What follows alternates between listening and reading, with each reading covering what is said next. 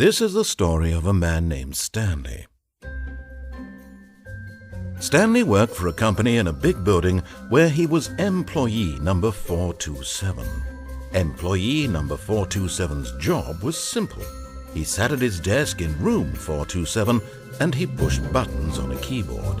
Orders came to him through a monitor on his desk, telling him what buttons to push, how long to push them, and in what order. This is what employee 427 did every day of every month of every year. And although others might have considered it soul-rending, Stanley relished every moment that the orders came in, as though he had been made exactly for this job. And Stanley was happy. And then one day, something very peculiar happened. Something that would forever change Stanley. Something he would never quite forget. He had been at his desk for nearly an hour when he realized that not one single order had arrived on the monitor for him to follow. No one had showed up to give him instructions, call a meeting, or even say hi. Never in all his years at the company had this happened, this complete isolation. Something was very clearly wrong. Shocked, frozen solid, Stanley found himself unable to move for the longest time. But as he came to his wits and regained his senses, he got up from his desk and stepped out of his office.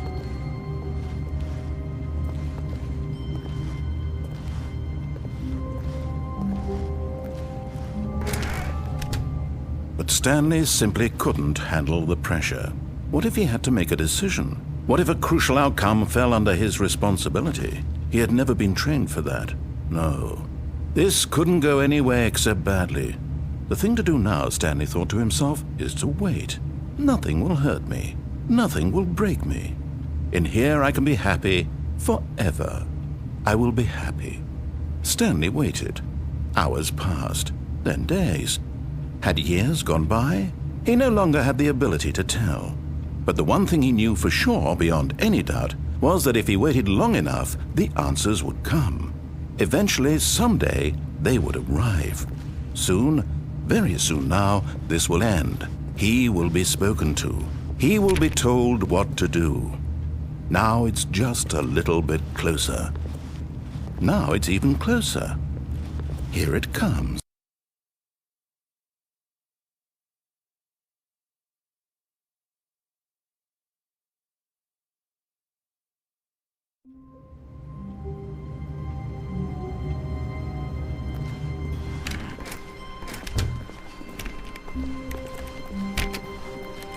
A soft wind blew outside and perhaps rain started, and if it did, it stopped shortly after. Stanley hoped that he would one day see weather.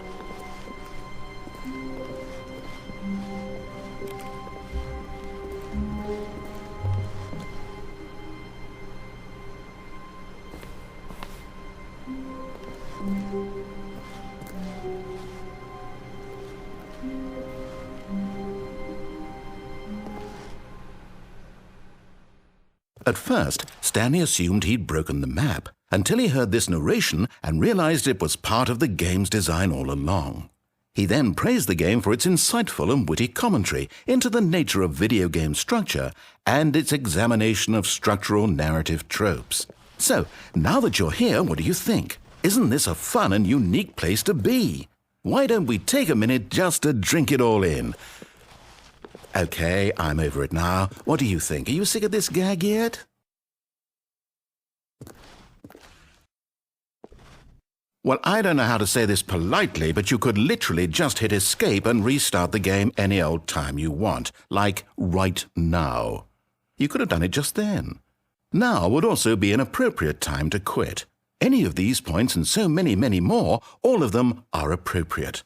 I'm enjoying what seems to be an internal conflict going on where you are literally unable to act on your own desires to restart the game. So, just to push the envelope, I'm going to try and make this as miserable as possible and see how long you can maintain. There once was a man named Stanley, who people considered so manly.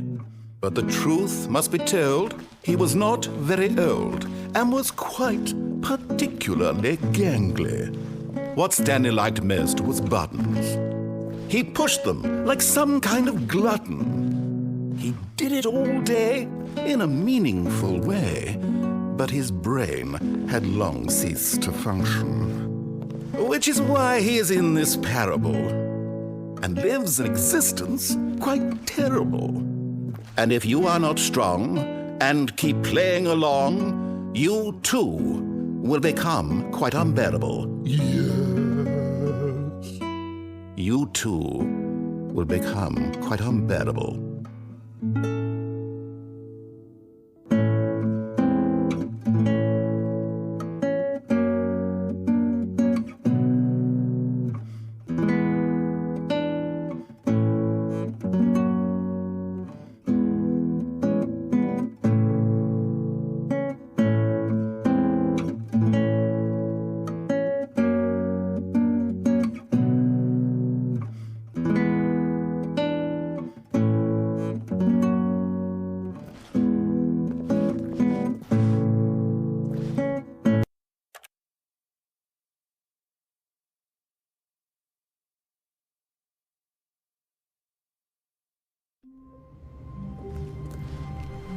All of his co-workers were gone. What could it mean? Stanley decided to go to the meeting room. Perhaps he had simply missed a memo. No matter how hard Stanley looked, he couldn't find a trace of his co-workers.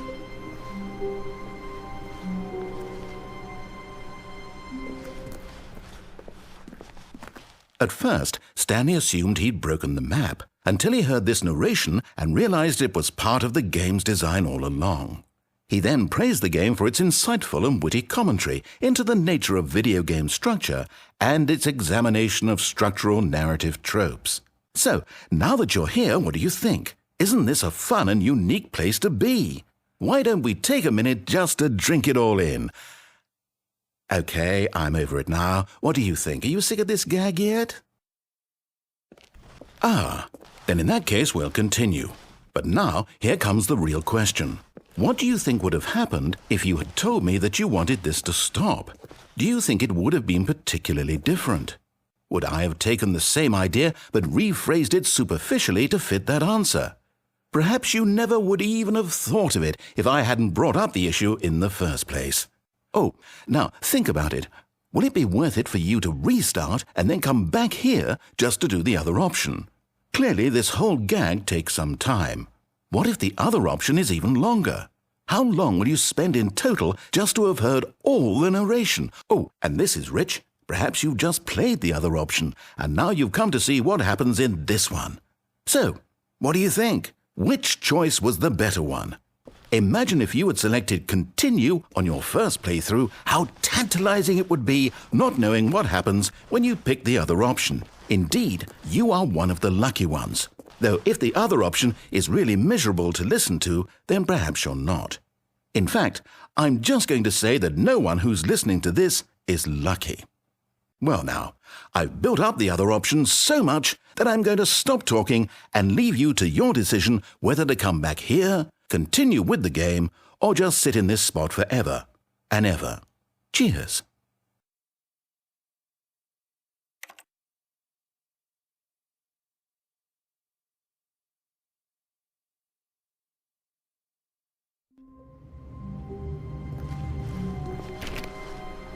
All of his co-workers were gone. What could it mean? Stanley decided to go to the meeting room. Perhaps he had simply missed a memo.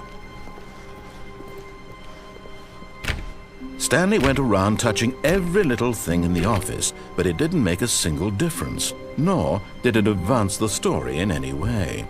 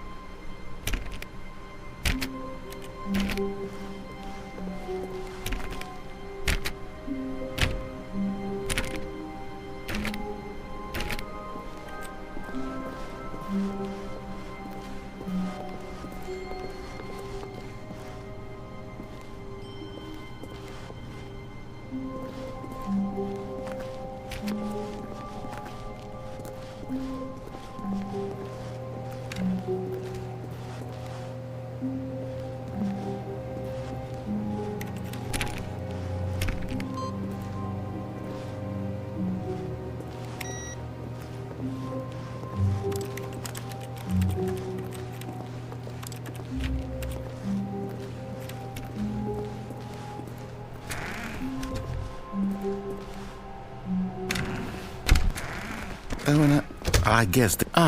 no, apparently not. When Stanley came to a set of 2 open doors, he entered the door on his left.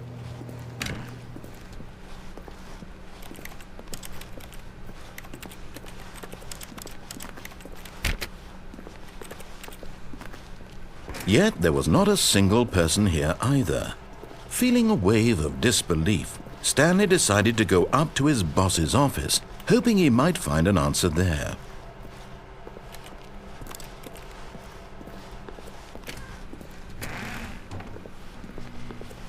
Stanley stepped into the broom closet, but there was nothing here, so he turned around and got back on track.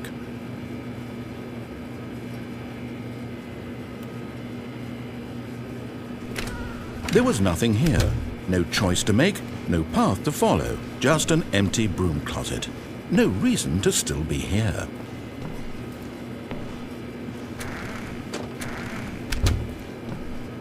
It was baffling that Stanley was still just sitting in the broom closet. He wasn't even doing anything. At least if there was something to interact with, he'd be justified in some way. As it is, he's literally just standing there doing sweet FA.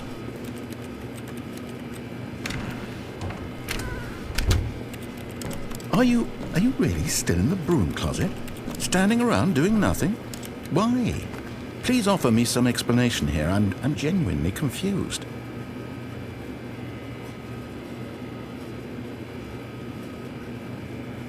You do realize there's no choice or anything in here, right? If I'd said Stanley walked past the broom closet, at least you would have had a reason for exploring it to find out.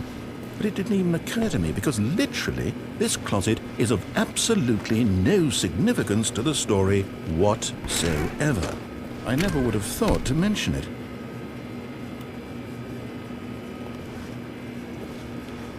Maybe to you this is somehow its own branching path. Maybe when you go talk about this with your friends you'll say, "Oh, did you get the broom closet ending? The broom closet ending was my favorite." I hope your friends find this concerning.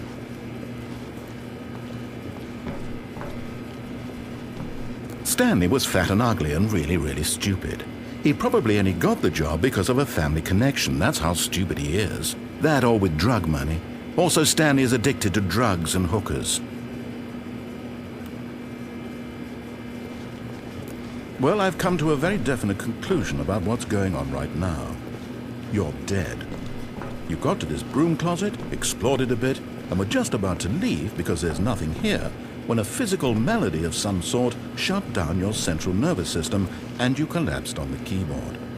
Well, in a situation like this, the responsible thing is to alert someone nearby so as to ensure that your body is taken care of before it begins to decompose.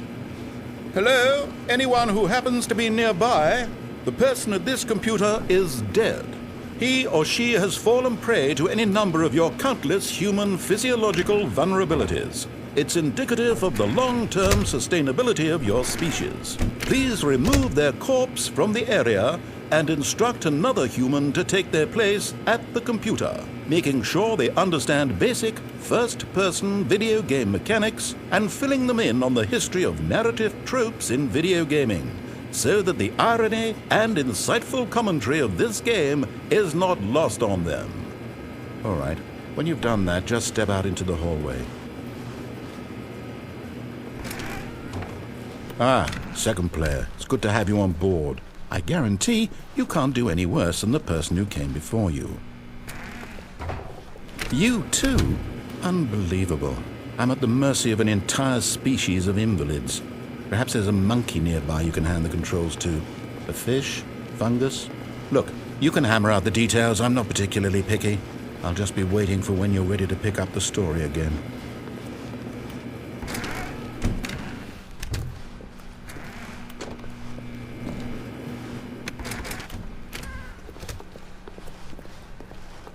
Coming to a staircase, Stanley walked upstairs to his boss's office.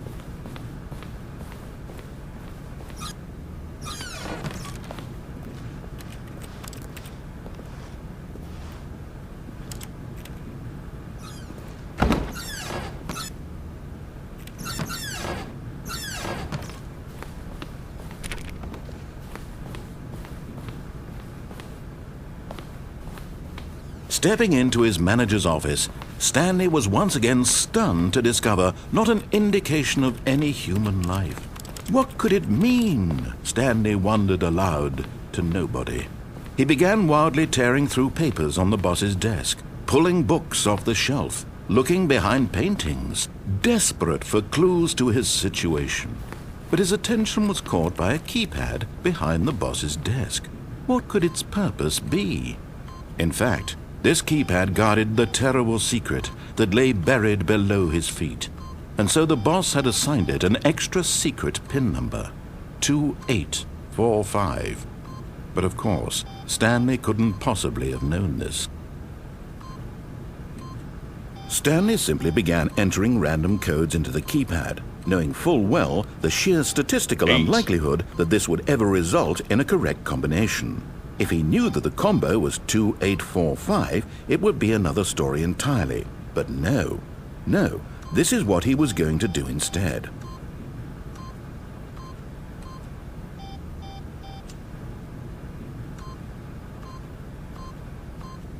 Yet incredibly, by simply pushing random buttons on the keypad, Stanley happened to input the correct code by sheer luck. Amazing. He stepped into the newly opened passageway.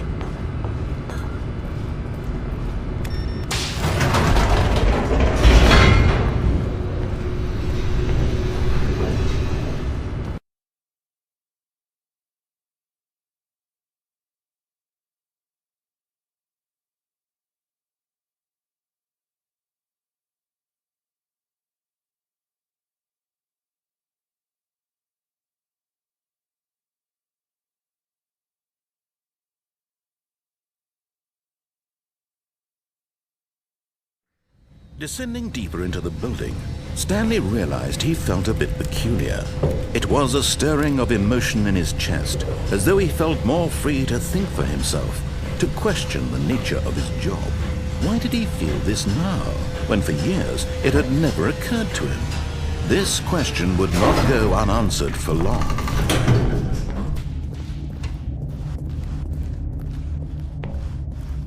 Stanley walked straight ahead through the large door that read Mind Control Facility.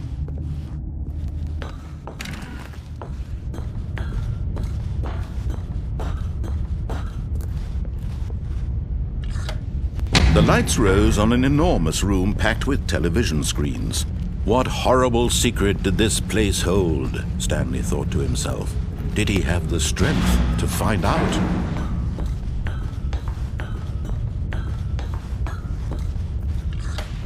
Now the monitors jumped to life, their true nature revealed.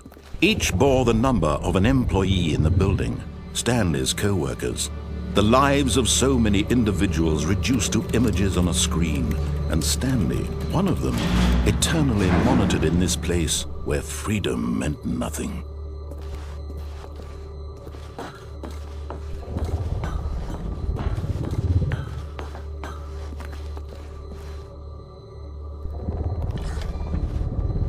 This mind control facility, it was too horrible to believe. It couldn't be true.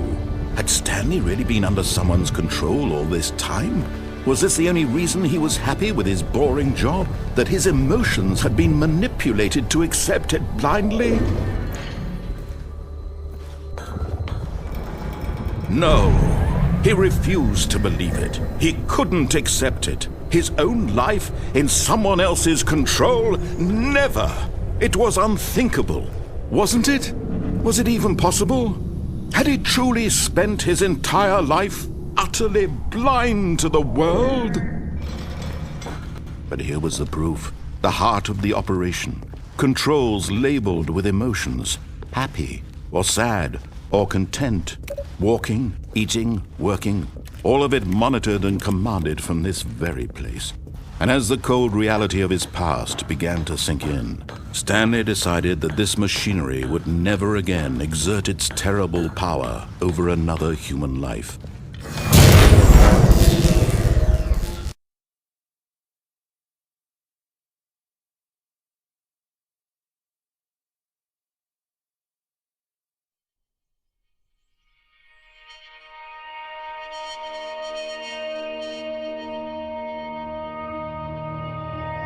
blackness and a rising chill of uncertainty.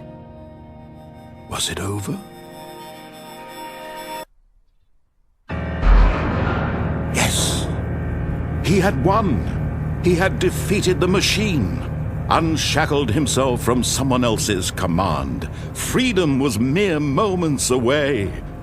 And yet, even as the immense door slowly opened, Stanley reflected on how many puzzles still lay unsolved.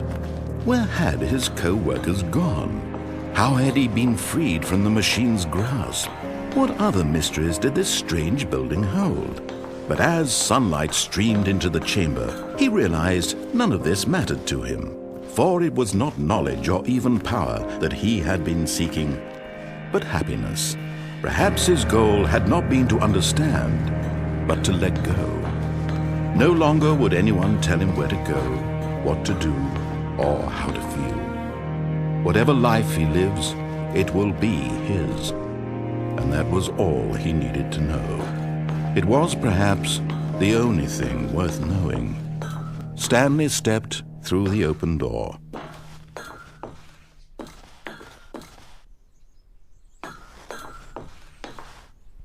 Stanley felt the cool breeze upon his skin, the feeling of liberation, the immense possibility of the new path before him. This was exactly the way, right now, that things were meant to happen. And Stanley was happy.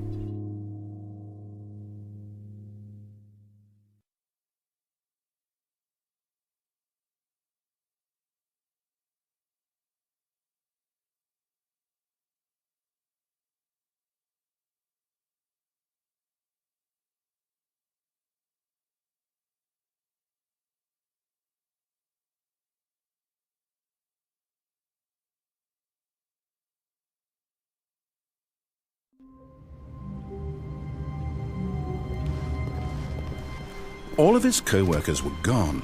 What could it mean? Stanley decided to go to the meeting room. Perhaps he had simply missed a memo.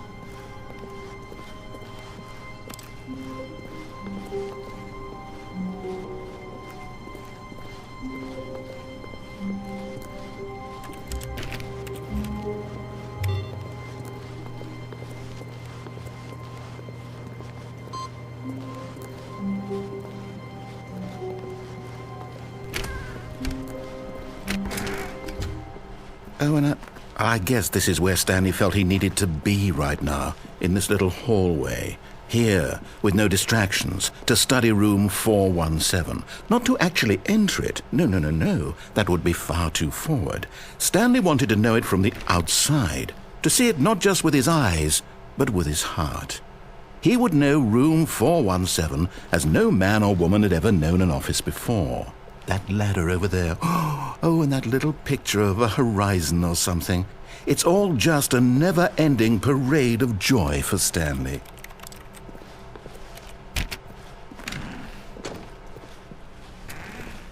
Ah, no, apparently not. When Stanley came to a set of 2 open doors, he entered the door on his left.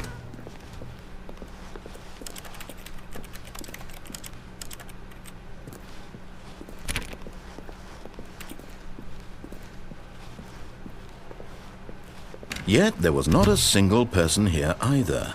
Feeling a wave of disbelief, Stanley decided to go up to his boss's office, hoping he might find an answer there. Oh, no, no, not again. I won't be part of this. I'm not going to encourage you. I'm not going to say anything at all. I'm just going to be patient and wait for you to finish whatever it is you enjoy doing so much in this room. Please take your time.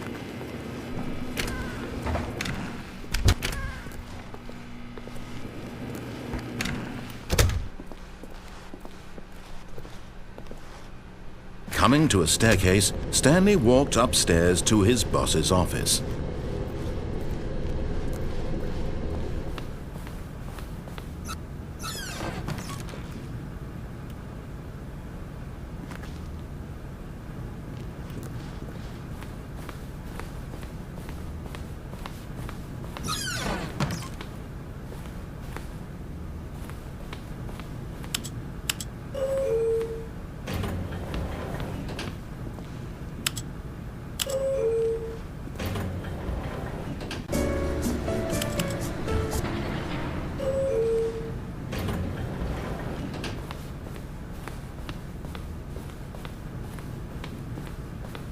The moment he entered his manager's office, Stanley froze in his tracks.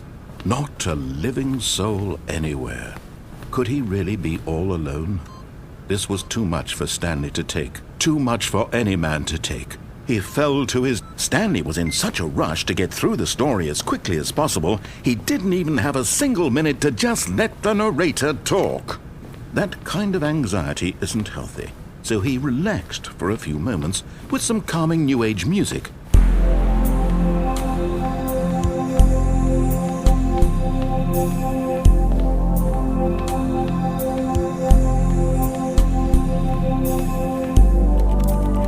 Feeling soothed and rejuvenated, Stanley calmly walked forward into the opened passageway.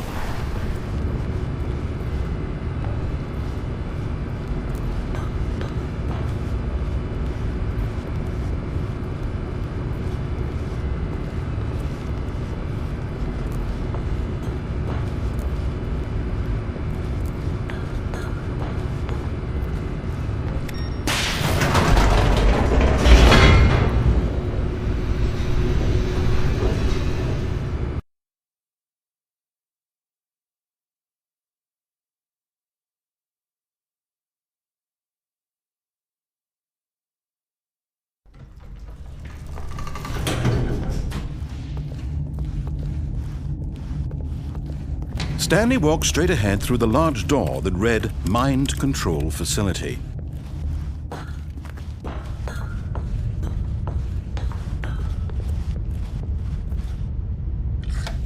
The lights rose on an enormous room packed with television screens. What horrible secret did this place hold? Stanley thought to himself. Did he have the strength to find out?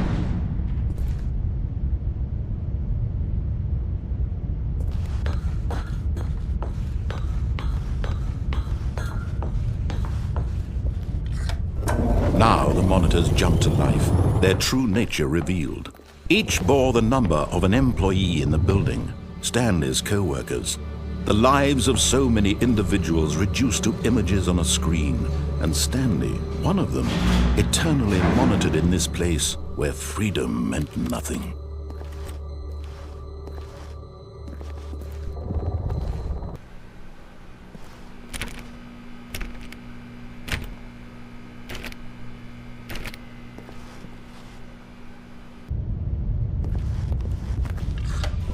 Now the monitors jumped to life, their true nature revealed.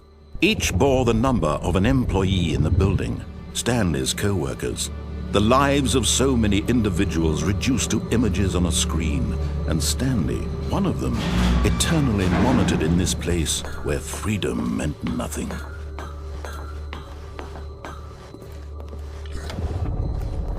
This mind control facility, it was too horrible to believe. It couldn't be true. Had Stanley really been under someone's control all this time? Was this the only reason he was happy with his boring job? That his emotions had been manipulated to accept it blindly? No, he refused to believe it. He couldn't accept it. His own life in someone else's control? Never! It was unthinkable. Wasn't it? Was it even possible? Had he truly spent his entire life utterly blind to the world? But here was the proof, the heart of the operation. Controls labeled with emotions, happy or sad or content. Walking, eating, working, all of it monitored and commanded from this very place. And as the cold reality of his past began to sink in, Stanley decided that this machinery would never again exert its terrible power over another human life. For he would dismantle the controls once and for all. Oh, Stanley, you didn't just activate the controls, did you? After they kept you enslaved all these years, you go and you try to take control of the machine for yourself. Is that what you wanted? Control? Oh, Stanley, I applaud your effort, I really do. But you need to understand, there's only so much that machine can do. You were supposed to let it go, turn the controls off, and leave. If you want to throw my story off track, you're going to have to do much better than that. I'm afraid you don't have nearly the power you think you do. For example, and I believe you'll find this pertinent, Stanley suddenly realized he had just initiated the network's emergency detonation system. In the event that this machine is activated without proper DNA identification, nuclear detonators are said to explode, eliminating the entire complex. How long until detonation then? Let's say, 2 minutes. Now this is making things a little more fun, isn't it, Stanley? It's your time to shine. You are the star. It's your story now. Shape it to your heart's desires. Oh, this is much better than what I had in mind. What a shame we have so little time left to enjoy it. Mere moments until the bomb goes off. But what precious moments each one of them is. More time to talk about you, about me, where we're going, what all this means. I barely know where to start. What's that? You'd like to know where your co-workers are? A moment of solace before you're obliterated? All right, I'm in a good mood. You're gonna die anyway. I'll tell you exactly what happened to them. I erased them. I turned off the machine. I set you free.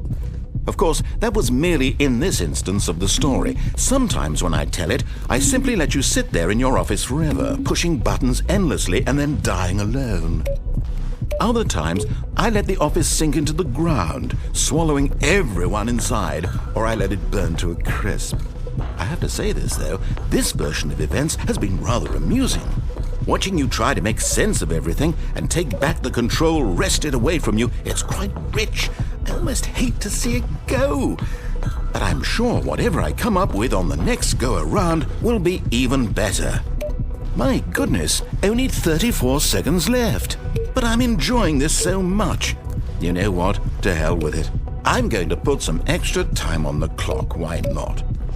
These are precious additional seconds, Stanley. Time doesn't grow on trees. Oh dear me, what's the matter, Stanley?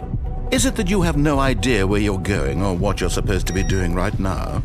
Or did you just assume when you saw that timer that something in this room was capable of turning it off? I mean, look at you. Running from button to button, screen to screen, clicking on every little thing in this room. These numbered buttons, no, these colored ones. Or maybe this big red button, or this door. Everything, anything, something here will save me. Why would you think that, Stanley? That this video game can be beaten? Won? Solved? Do you have any idea what your purpose in this place is?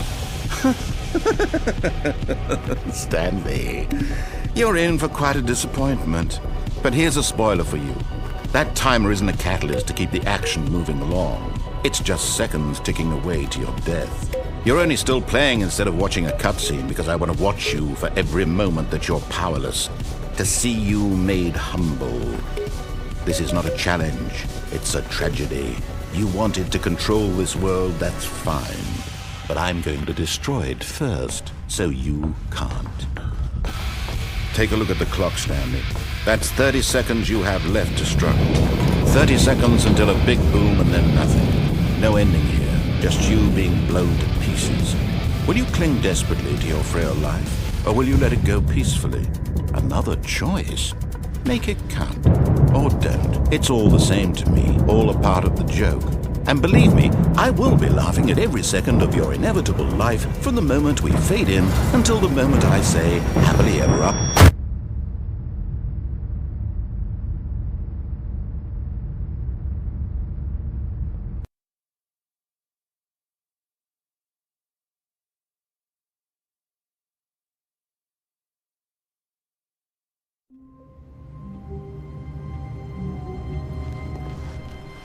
Stanley had never seen the office this brightly lit. Was it a sign of something? He hoped it was. He hoped very much that it was.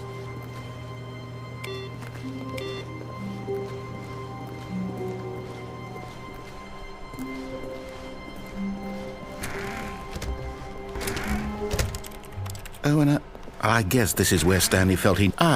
no, apparently not. When Stanley came to a set of 2 open doors, he entered the door on his left.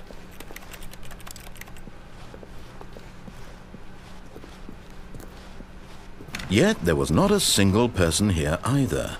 Feeling a wave of disbelief, Stanley decided to go up to his boss's office, hoping he might find an answer there. Coming to a staircase, Stanley walked upstairs to his boss's office.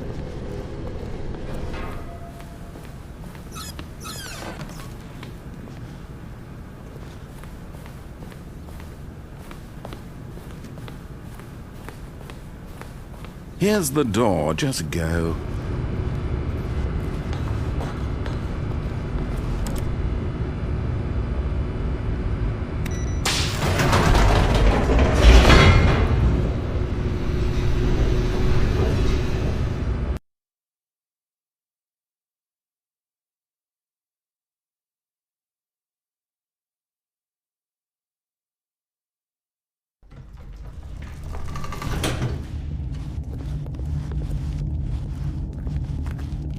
Stanley walked straight ahead through the large door that read Mind Control Facility. Although this passageway had the word Escape written on it, the truth was that at the end of this hall, Stanley would meet his violent death.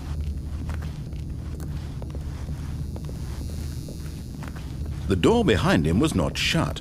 Stanley still had every opportunity to turn around and get back on track.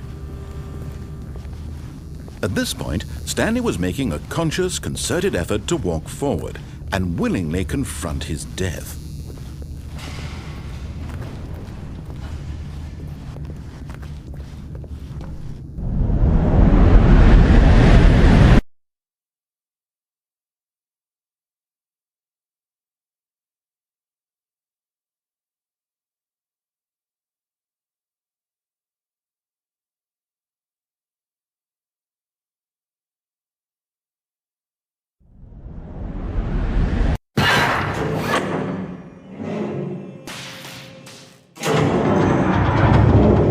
As the machine whirred into motion and Stanley was inched closer and closer to his demise, he reflected that his life had been of no consequence whatsoever. Stanley can't see the bigger picture. He doesn't know the real story, trapped forever in his narrow vision of what this world is. Perhaps his death was of no great loss, like plucking the eyeballs from a blind man. So he resigned and willingly accepted this violent end to his brief and shallow life. Farewell, Stanley.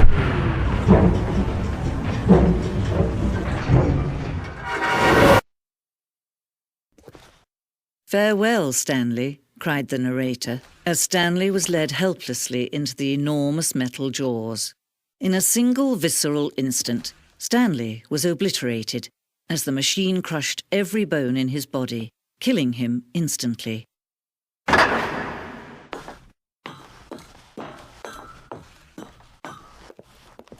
And yet it would be just a few minutes before Stanley would restart the game, back in his office, as alive as ever. What exactly did the narrator think he was going to accomplish? When every path you can walk has been created for you long in advance, death becomes meaningless, making life the same. Do you see now? Do you see that Stanley was already dead from the moment he hit start?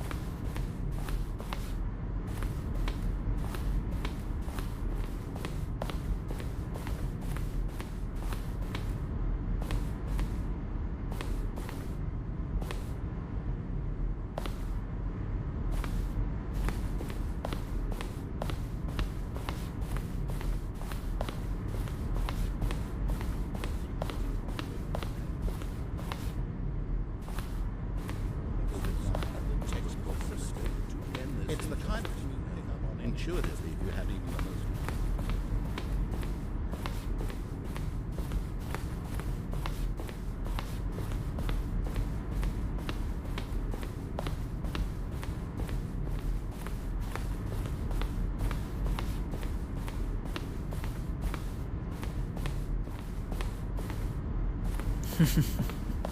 Oh, look at these two. How they wish to destroy one another. How they wish to control one another. How they both wish to be free. Can you see? Can you see how much they need one another? No, perhaps not. Sometimes these things cannot be seen. But listen to me. You can still save these two. You can stop the program before they both fail. Push escape and press quit. There's no other way to beat this game. As long as you move forward, you'll be walking someone else's path. Stop now and it'll be your only true choice. Whatever you do, choose it. Don't let time choose for you. Don't let time choose.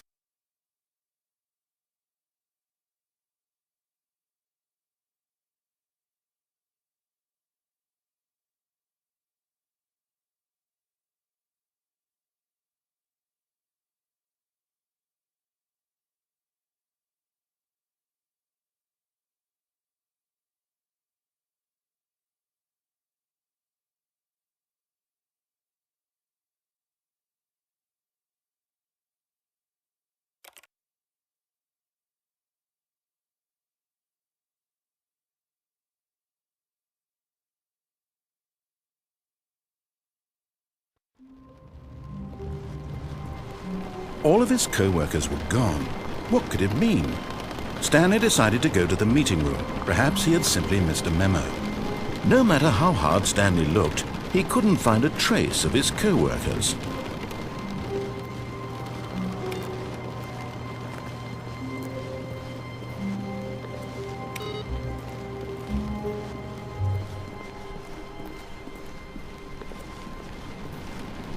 When Stanley came to a set of 2 open doors, he entered the door on his left.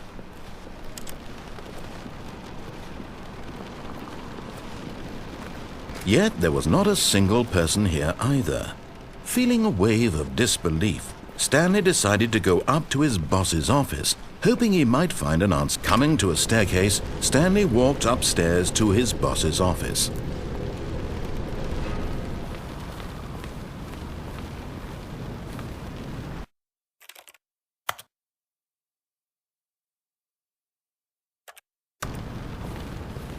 Here's the door.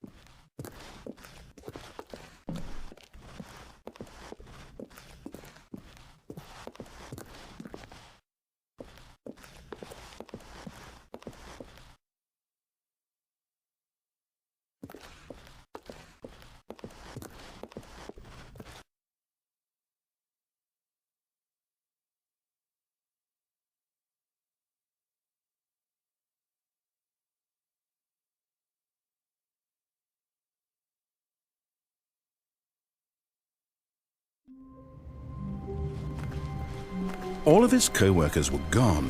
What could it mean? Stanley decided to go to the meeting room. Perhaps he had simply missed a memo.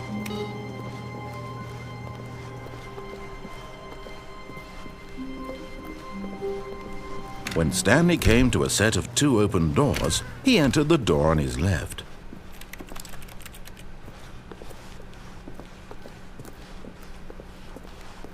Yet there was not a single person here either. Feeling a wave of disbelief, Stanley decided to go up to his boss's office. Coming to a staircase, Stanley walked upstairs to his boss's office. But Stanley just couldn't do it. He considered the possibility of facing his boss. Admitting he had left his post during work hours, he might be fired for that. And in such a competitive economy, why had he taken that risk? All because he believed everyone had vanished? His boss would think he was crazy. And then something occurred to Stanley. Maybe, he thought to himself, maybe I am crazy. All of my co-workers blinking mysteriously out of existence in a single moment for no reason at all? None of it made any logical sense. And as Stanley pondered this, he began to make other strange observations. For example, why couldn't he see his feet when he looked down? Why did doors close automatically behind him wherever he went? And for that matter, these rooms were starting to look pretty familiar. Were they simply repeating? No, Stanley said to himself, this is all too strange. This can't be real. And at last, he came to the conclusion that had been on the tip of his tongue. He just hadn't found the words for it. I'm dreaming, he yelled. This is all a dream. Oh, what a relief Stanley felt to have finally found an answer, an explanation. His co-workers weren't actually gone. He wasn't going to lose his job. He wasn't crazy after all. And he thought to himself, I suppose I'll wake up soon. I'll have to go back to my boring real-life job pushing buttons. I may as well enjoy this while I'm still lucid. So, he imagined himself flying and began to gently float above the ground. Then he imagined himself soaring through space on a magical starfield, and it too appeared. It was so much fun, and Stanley marveled that he had still not woken up. How was he remaining so lucid? And then perhaps the strangest question of them all entered Stanley's head. One he was amazed he hadn't asked himself sooner. Why is there a voice in my head dictating everything that I'm doing and thinking? Now the voice was describing itself being considered by Stanley, who found it particularly strange. I'm dreaming about a voice describing me, thinking about how it's describing my thoughts, he thought. And while he thought it all very odd and wondered if this voice spoke to all people in their dreams, the truth was that, of course, this was not a dream. How could it be? Was Stanley simply deceiving himself, believing that if he's asleep he doesn't have to take responsibility for himself? Stanley is as awake right now as he's ever been in his life. Now, hearing the voice speak these words was quite a shock to Stanley. After all, he knew for certain, beyond a doubt, that this was in fact a dream. Did the voice not see him float and make the magical stars just a moment ago? How else would the voice explain all that? This voice was a part of himself too. Surely, if he could just... He would prove it. He would prove that he was in control, that this was a dream. So he closed his eyes gently, and he invited himself to wake up. He felt the cool weight of the blanket on his skin, the press of the mattress on his back, the fresh air of a world outside this one. Let me wake up, he thought to himself. I'm through with this dream. I wish it to be over. Let me go back to my job. Let me continue pushing the buttons. Please, it's all I want. I want my apartment, and my wife, and my job. All I want is my life exactly the way it's always been. My life is normal. I am normal. Everything will be fine. I am okay.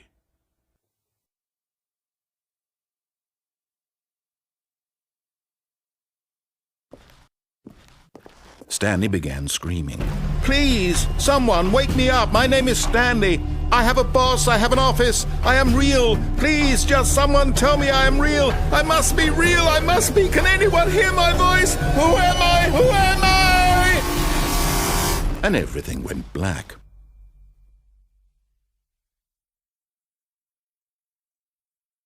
This is the story of a woman named Mariella. Mariella woke up on a day like any other. She arose, got dressed, gathered her belongings, and walked to her place of work. But on this particular day, her walk was interrupted by the body of a man who had stumbled through town talking and screaming to himself, and then collapsed dead on the sidewalk. And although she would soon turn to go call for an ambulance, for just a few brief moments she considered the strange man.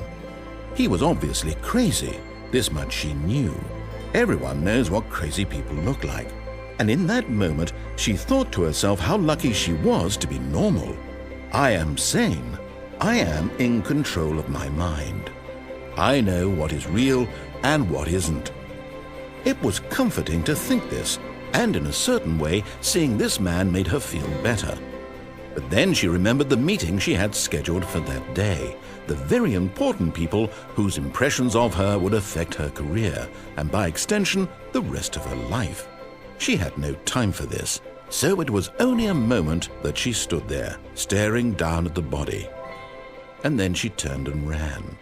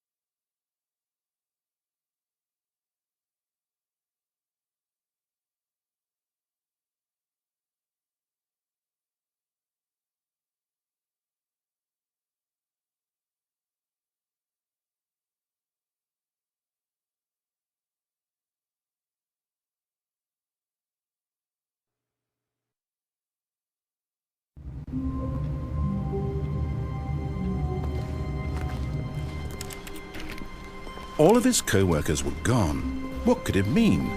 Stanley decided to go to the meeting room. Perhaps he had simply missed a memo. No matter how hard Stanley looked, he couldn't find a trace of his co-workers.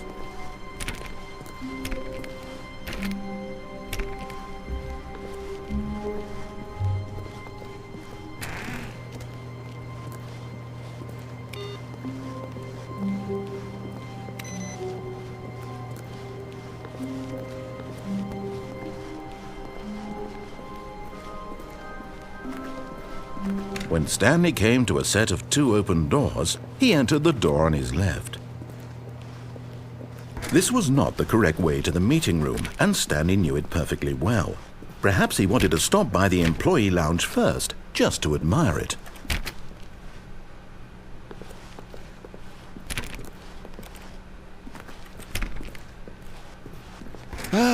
Yes, truly a room worth admiring. It had really been worth the detour after all, just to spend a few moments here in this immaculate, beautifully constructed room. Stanley simply stood here, drinking it all in.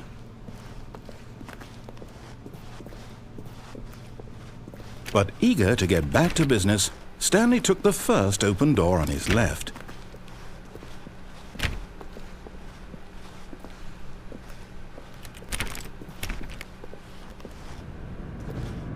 Stanley was so bad at following directions, it's incredible he wasn't fired years ago.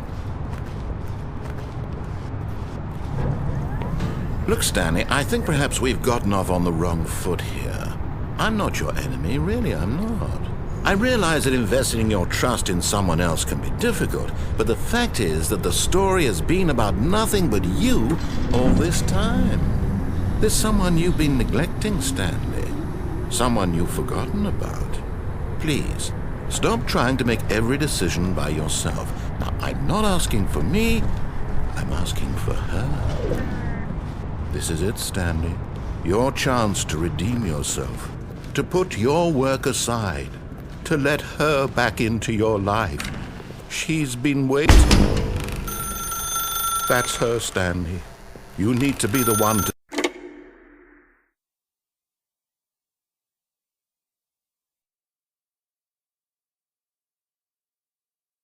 Oh, Stanley, is that you? Hold on, sweetie. Sorry to keep you waiting. I'm just pulling the bread out of the oven.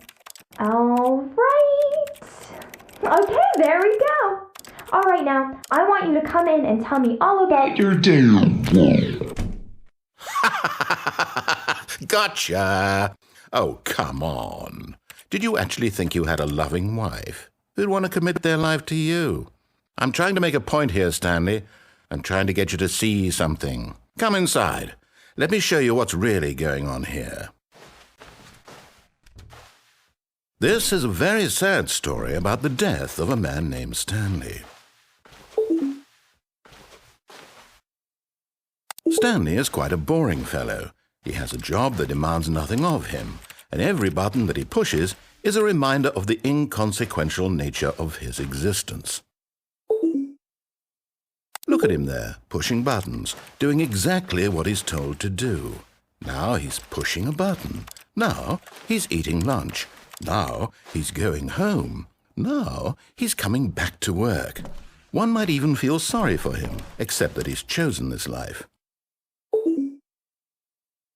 But in his mind, he can go on fantastic adventures. From behind his desk, Stanley dreamed of wild expeditions into the unknown, fantastic discoveries of new lands. It was wonderful, and each day that he returned to work was a reminder that none of it would ever happen to him. And so he began to fantasize about his own job. First, he imagined that one day while at work, he stepped up from his desk to realize that all of his co-workers, his boss, everyone in the building had suddenly vanished off the face of the earth. The thought excited him terribly. So he went further. He imagined that he came to two open doors and that he could go through either. At last, choice. It barely even mattered what lay behind each door. The mere thought that his decisions would mean something was almost too wonderful to behold. As he wandered through this fantasy world, he began to fill it with many possible paths and destinations. Down one path lay an enormous round room with monitors and mind controls. And down another was a yellow line that weaved in many directions, and down another was a game with a baby. And he called it the Stanley Parable.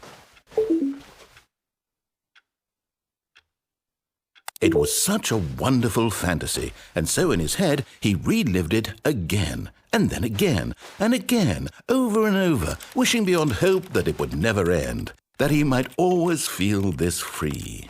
Surely there's an answer down some new path, mustn't there be? Perhaps if he played just one more time. But there is no answer. How could there possibly be? In reality, all he's doing is pushing the same buttons he always has. Nothing has changed. The longer he spends here, the more invested he gets, the more he forgets which life is the real one. And I'm trying to tell him this. That in this world he can never be anything but an observer, that as long as he remains here, he's slowly killing himself. But he won't listen to me. He won't stop. Here, watch this. Stanley, the next time the screen asks you to push a button, do not do it. You see? Can he just not hear me? How can I tell him in a way that he'll understand that every second he remains here, he's electing to kill himself? How can I get him to see what I see? How can I make him look at himself? I suppose I can't, not in the way I want him to. But I don't make the rules. I simply play to my intended purpose, the same as Stanley. We're not so different, I suppose. I'll try once more to convey all this to him. I'm compelled to. I must. Perhaps, well, maybe this time he'll see. Maybe this time. And I tried again, and Stanley pushed a button. And I tried again, and Stanley pushed a button. And I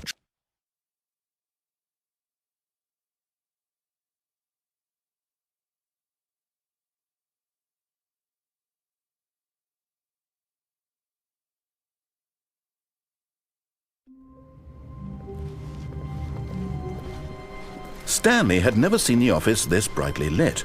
Was it a sign of something? He hoped it was. He hoped very much that it was.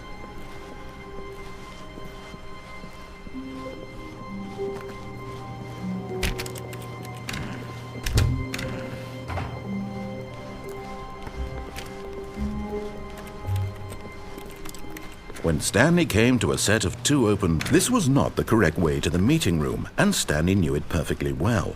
Perhaps he wanted to stop by the employee lounge first, just to admire it. Wow, yes, this room. What a beautiful room. What a gorgeous, gorgeous room. Thank goodness Stanley had taken this detour on his way to the meeting room. Life without having experienced this room was now too horrible even to consider.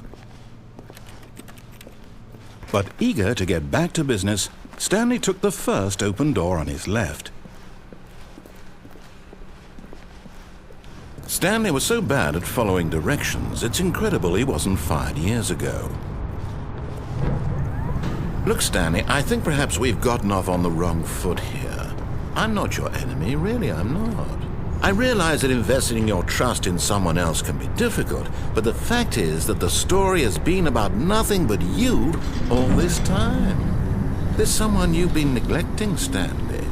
Someone you've forgotten about. Please, stop trying to make every decision by yourself. Now, I'm not asking for me, I'm asking for her. This is it, Stanley. Your chance to redeem yourself, to put your work aside, to let her back into your life. She's been waiting. That's her, Stanley. Oh, no, you can't. Did you just unplug the phone? Now, that wasn't supposed to be a choice. How did you do that? You actually chose incorrectly? I didn't even know that was possible. Let me double check. No, it's definitely here, clear as day. Stanley picks up the phone.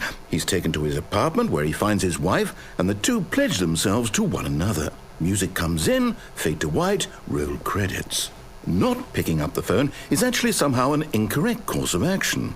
How is that even possible? None of these decisions were supposed to mean anything. I don't understand. How on earth are you making meaningful choices? What did you... Wait a second. Did I just see... No, that's not possible. I can't believe it. How had I not noticed it sooner? You're not Stanley.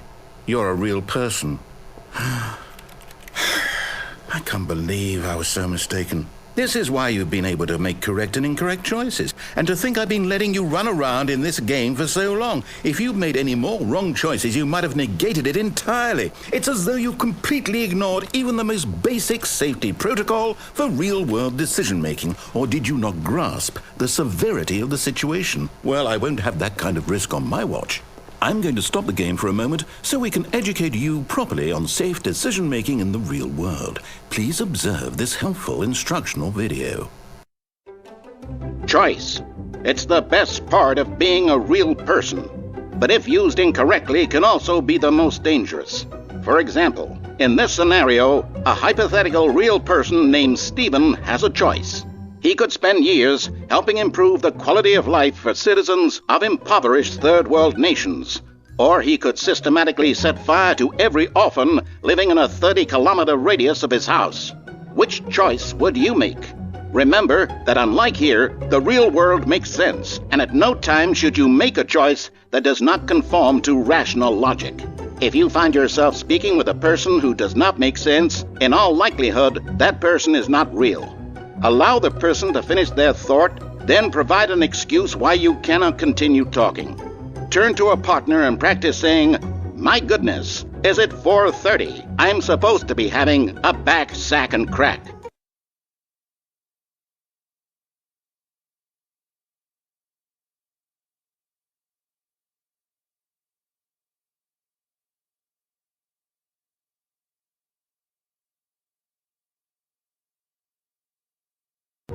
Excellent. Making choices on a regular basis is the best part to a healthy decision-making process.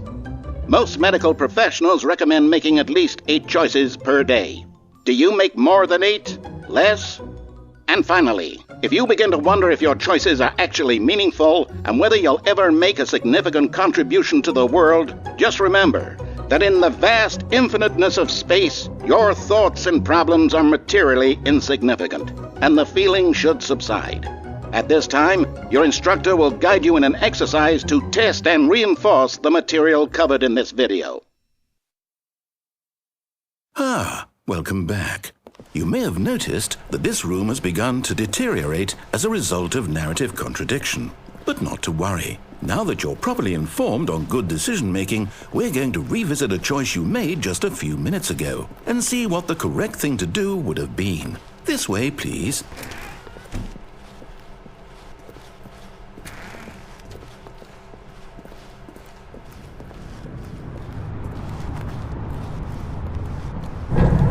Now that we know your choices are meaningful, we can't have you jumping off the platform and dying.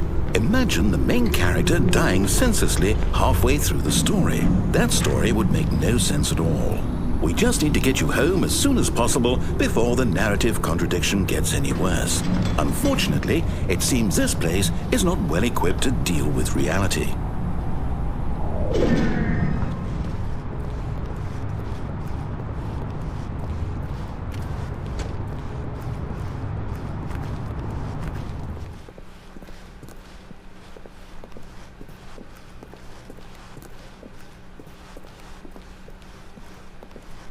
Almost there. You'll take the door on the left, back to the correct ending, the story will have resolution once again, and you'll be home free in the real world. Now remember, all you need to do is behave exactly as Stanley would.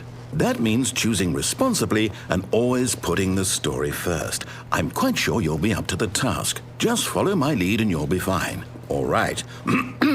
When Stanley came to a set of 2 open doors, he entered the door on his left. No! Why did you do that? Quickly, hurry back in the other direction. Perhaps we're not too late.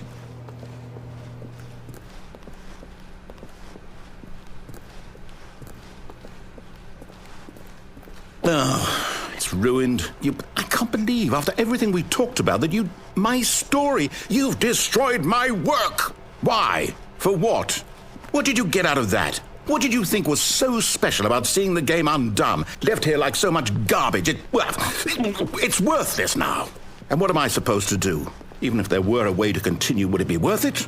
To know that my story is now incorrect? How can I go back to that? I can't erase that knowledge. I'll have to live with it forever, reliving its impossibility forever. I couldn't live that way. Is it better to shut the game down entirely? To willingly destroy all of my work? I don't know. What's the answer? What do I do? What do I do? What do I... No, I have to. I have to shut the game down. I have to. I have to.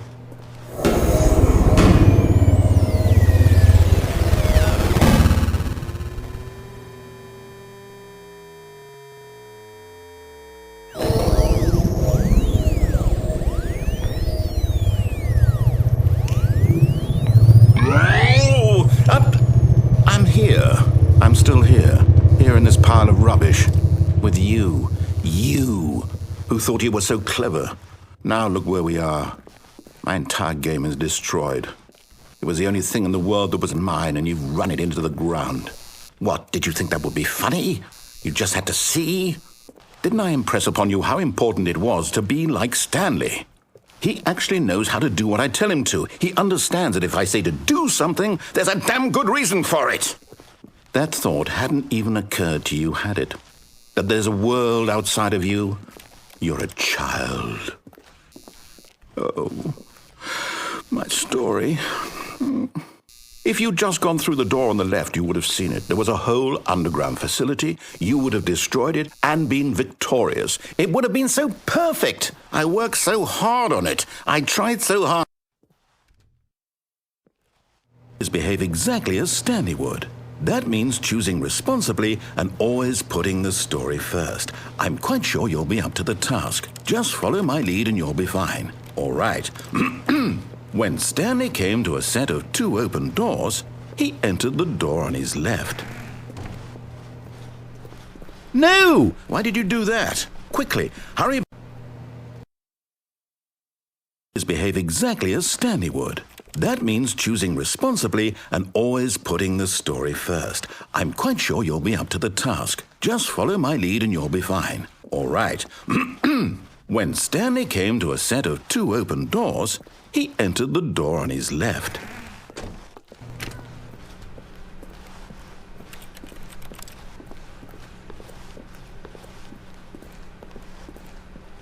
Yet there was not a single person here either. Feeling a wave of disbelief, Stanley decided to go up to his boss's office, hoping he might find an answer there. Coming to a staircase, Stanley walked upstairs to his boss's office.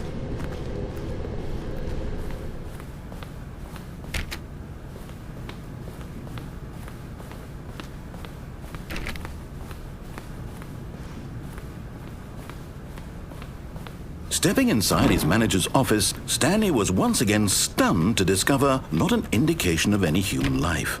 Shocked, unraveled, Stanley wondered in disbelief who orchestrated this, until he saw the door with a voice receiver next to it. Surely behind this door lay all the answers to his questions. And beyond all probability, he knew the passcode. He had seen it on his boss's computer just last week. Nightshark 115. Was this the code to open the door? Would it still work? There was only one way to find out.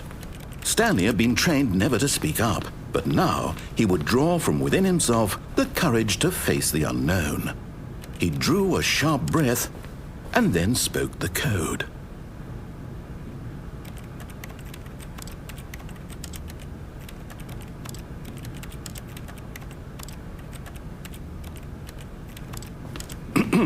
Stanley spoke the code.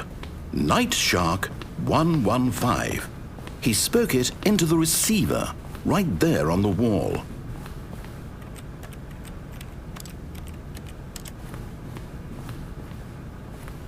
I'm sorry, is there a problem? You didn't mishear me, did you? Please speak the code into the receiver. Otherwise we can't get on with the story. This is a crucial step.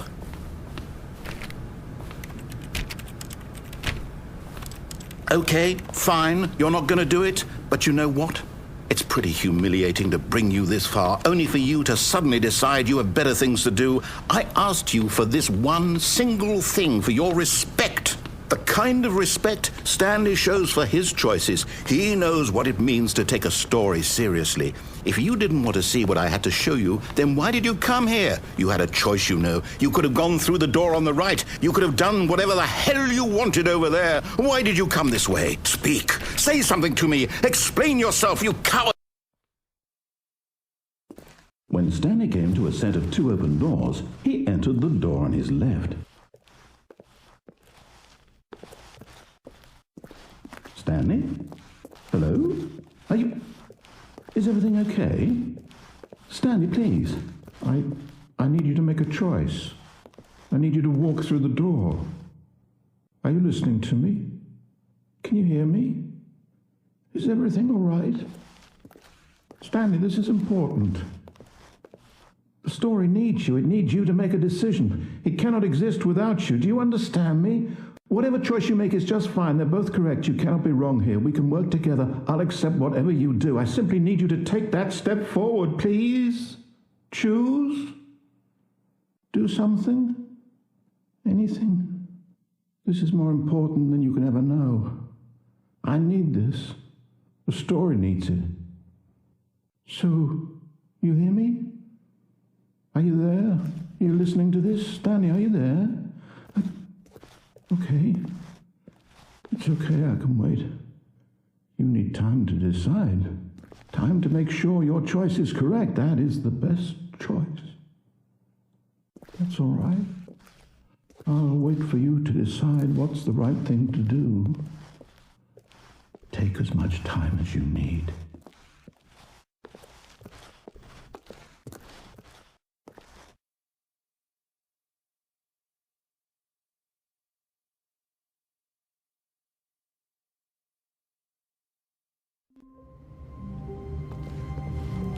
All of his co-workers were gone.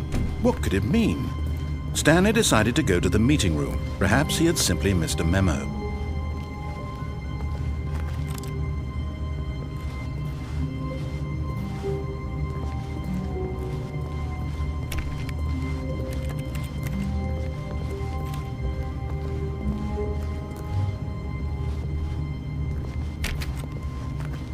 When Stanley came to a set of 2 open doors, he entered the door on his left. This was not the correct way to the meeting room, and Stanley knew it perfectly well. Perhaps he wanted to stop by the employee lounge first, just to admire it. The lounge was sublime, a work of art. What was it about this room that called so deeply and so personally to Stanley? Its grace? Its subtle charm? No. Stanley knew it was something deeper, something darker.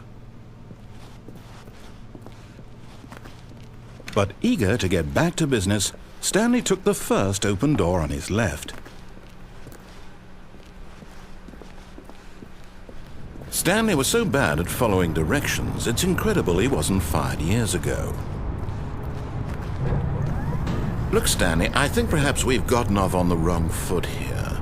I'm not your enemy, really, I'm not.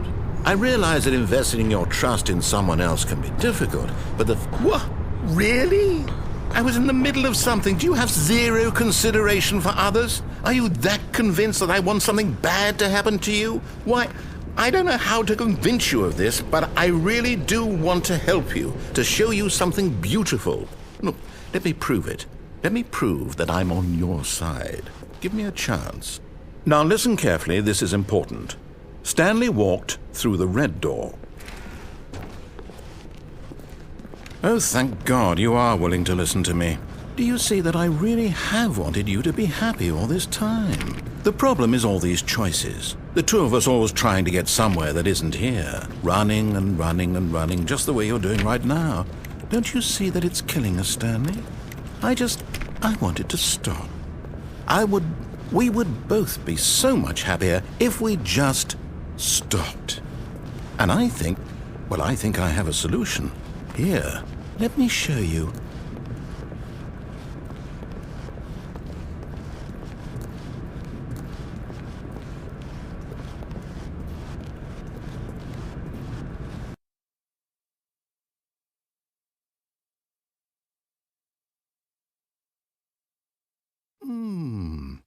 What do we want?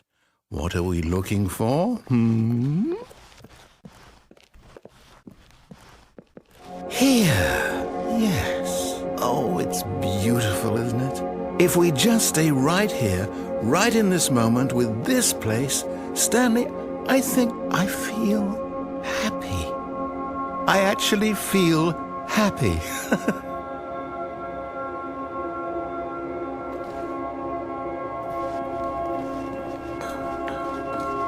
No, wait. Where are you going? Oh no. Stay away from those stairs. If you hurt yourself, if you die, the game will reset. We'll lose all of this. Please, no, Stanley, let me stay here. Don't take this from me. No! Oh, thank God you lived. You had me worried there for a moment. Now, can we please get back to the other room? There. See? This is what you want. This is where we can both be happy. We really can. If we stop moving, we just have to stop moving.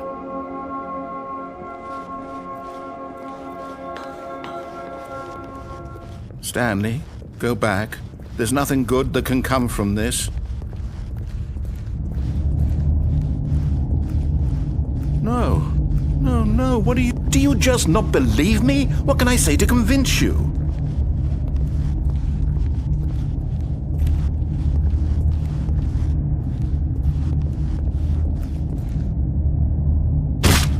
Stanley, let's go back to the other room. Can you? Yes, perhaps you can. Perhaps you finally see what I'm talking about. I know you'll see that we can't be happy if we leave this place. You can see that, can't you?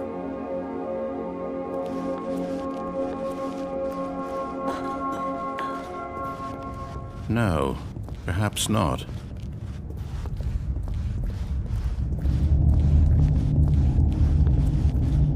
My God, is this really how much you dislike my game? That you'll throw yourself from this platform over and over to be rid of it? You are literally willing to kill yourself to keep me from being happy. Am I reading the situation correctly? Or maybe you're just getting a kick out of it.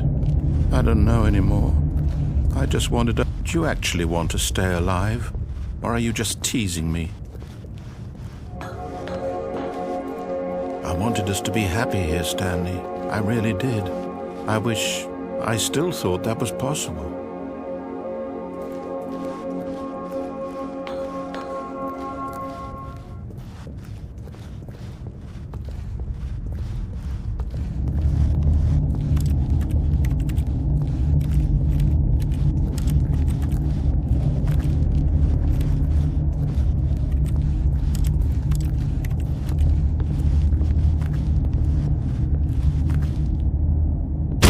Is it over?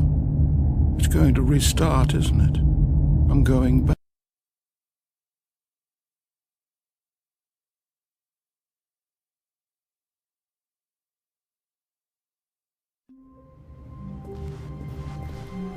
All of his co-workers were gone. What could it mean? Stanley decided to go to the meeting room. Perhaps he had simply missed a memo.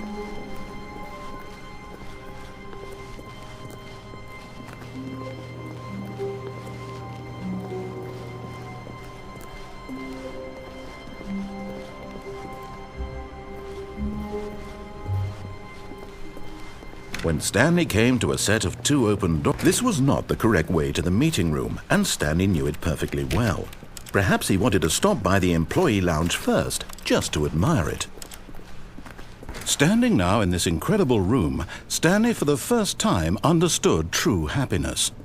Then the feeling went away, and he felt sad again. Then it came back, and lingered for a minute or two. Now it's only half there, just a kind of, tingle.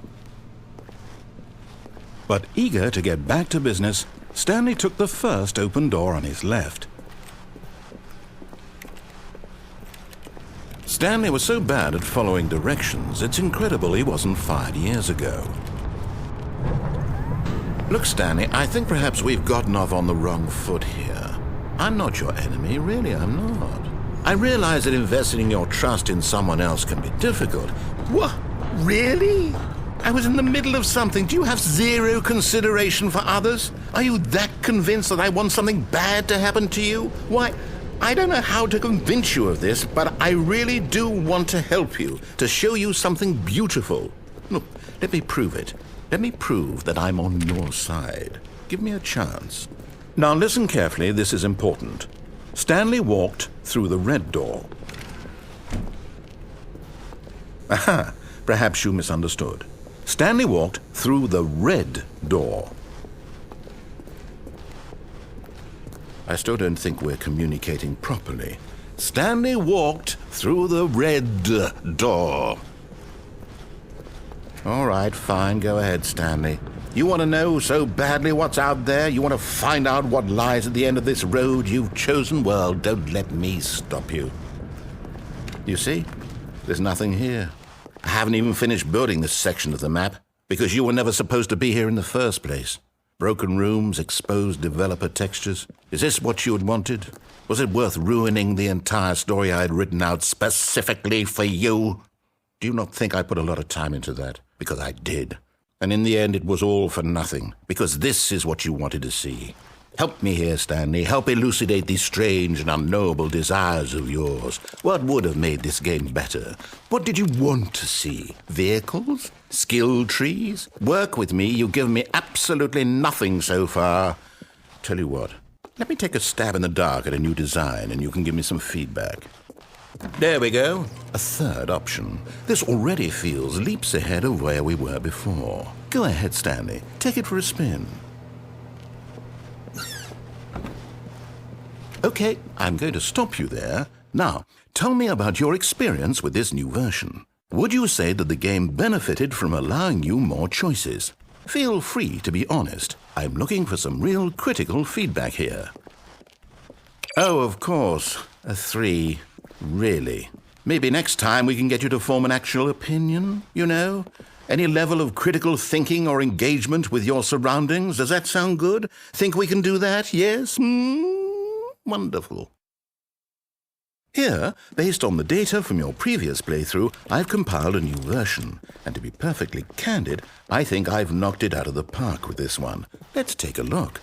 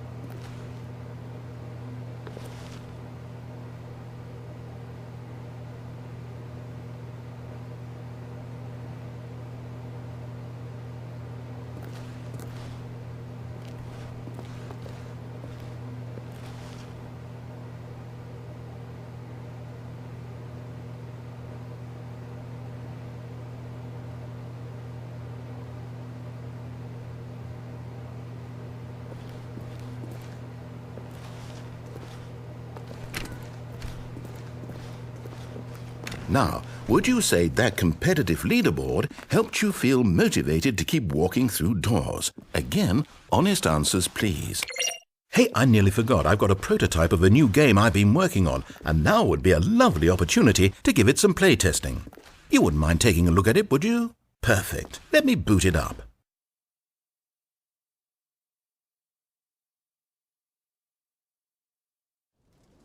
In this game, the baby crawls left towards danger. You click the button to move him back to the right, and if he reaches the fire, you fail. It's a very meaningful game, all about the desperation and tedium of endlessly confronting the demands of family life. I think the art world will really take notice. But of course, the message of the game only becomes clear once you've been playing it for about 4 hours. So why don't you give it 4 hours of play to make sure it's effective? Be sure to keep notes on your experience.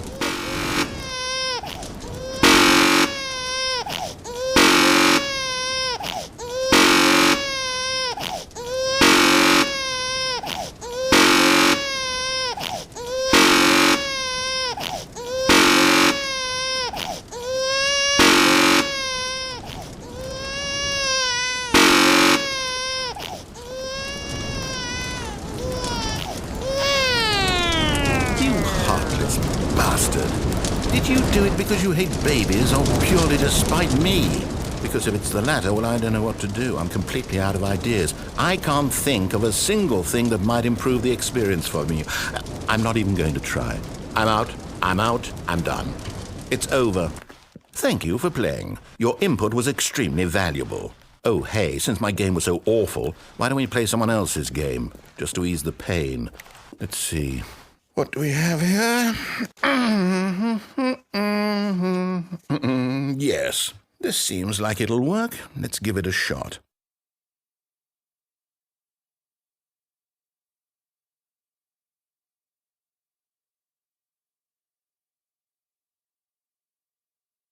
Well, Stanley, is this any better? At last, the one thing you've always desired. A game I had absolutely nothing to do with. But is it enough? Tell me that, Stanley. Will it ever be enough? Well, I'll say this. I'm done making things for you. From now on, I will only create to fulfill a greater artistic purpose.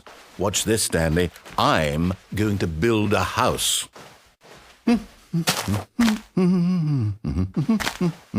This will go here. No, here. And then...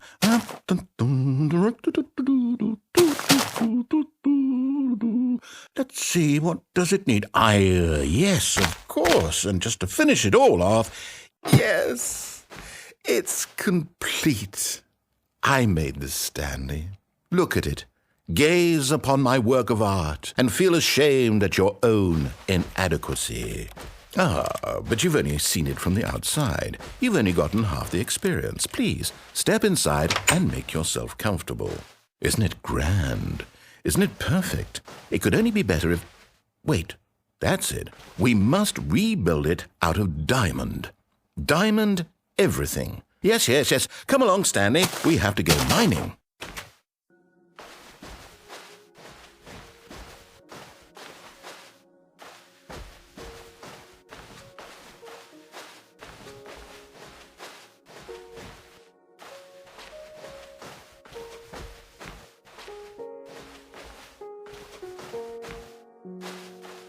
Oh my, it looks like it's going to get a bit dark. Have you brought a light?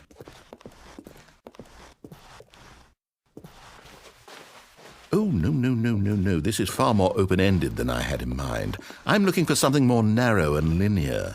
Something that makes you feel utterly irrelevant. This won't do at all. 1 out of 5. Even the diamonds couldn't save this one. Okay, new game.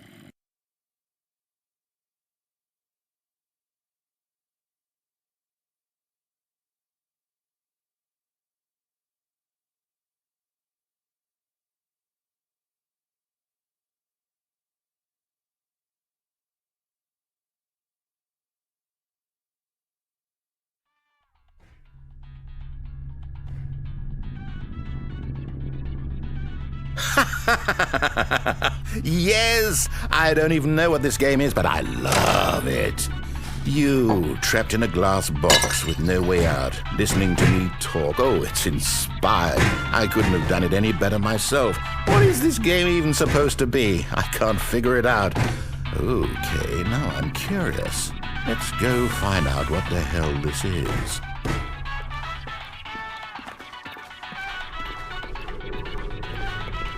Oh, it's a puzzle. Critical thinking, Stanley. Your forte.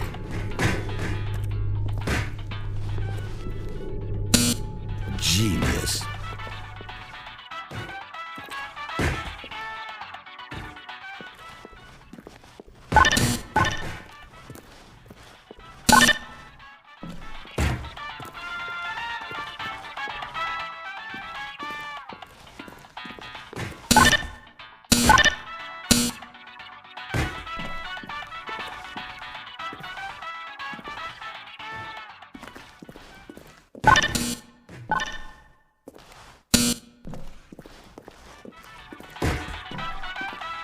No, actually, you know what? I think that's plenty. I really don't care much to see you stumble through any more of these.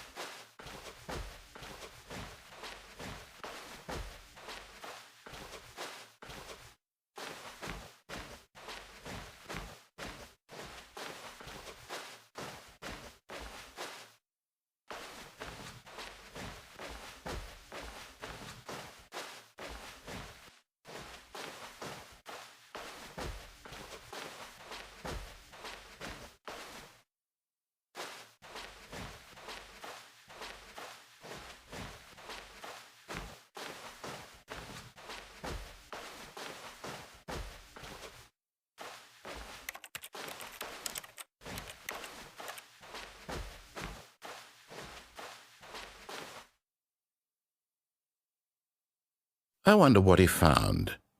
If what he wanted was to be the leading man in his own story, well, perhaps he's gotten it, down in wherever he is right now. I wonder if he's happy with his choice, and if he's learned the heavy cost that comes with it. He'll understand soon what I was trying to tell him. He needs me. Someone who will wrap everything up at the end, to make sense out of the chaos and the fear and the confusion. That's who I am. That is what I mean to this world. Oh, yes. Yes, I'll be back. There's no other way. Once this ends, after it all comes to a close, then I'll be back. The end will be here soon. Very soon. I can wait.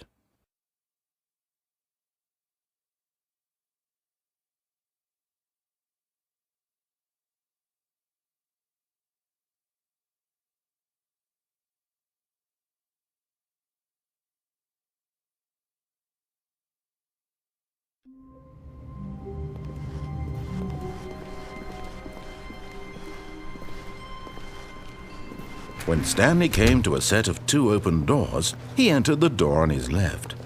This was not the correct way to the meeting room, and Stanley knew it perfectly well.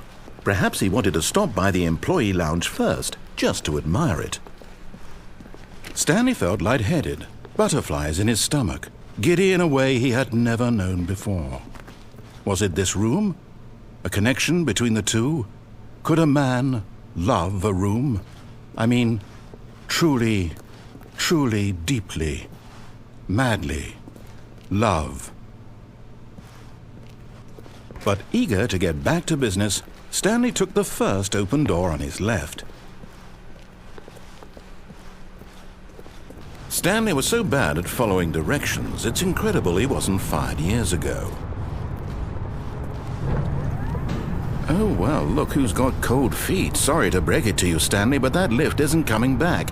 You'd best either get comfortable right here on this platform, or test your luck by jumping to the floor below. You know what? Looking at it now, it's not that far to the bottom floor. I bet you can make it.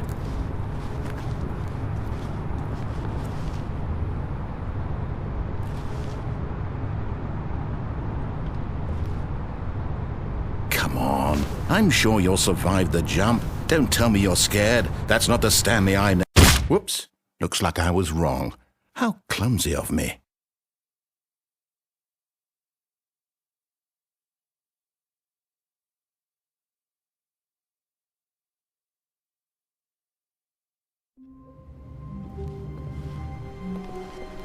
All of his co-workers were gone. What could it mean? Stanley decided to go to the meeting room. Perhaps he had simply missed a memo.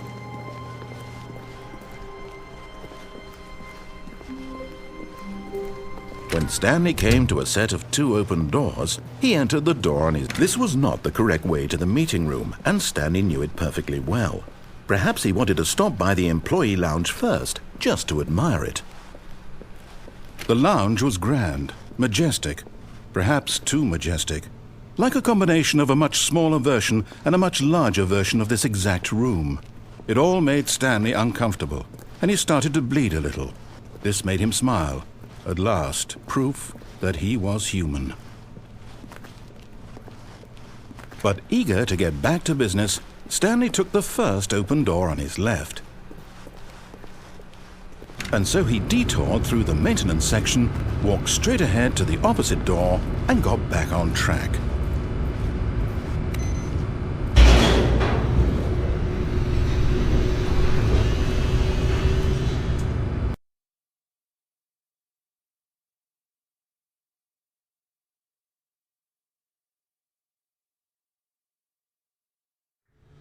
But Stanley didn't want to go back to the office. He wanted to wander about and get even further off track. So now in order to get back, he needed to go, from here it's, left. Oh, no, it's to the right, my mistake. No, not the right. Why would I have ever said it was to the right? What was I thinking? It's clearly... Oh dear, would you hold on for a minute, please? Now, let's see. We went down right, left, down, left, right. Yep, okay, yes. I've got it now. This story is absolutely, definitely this way.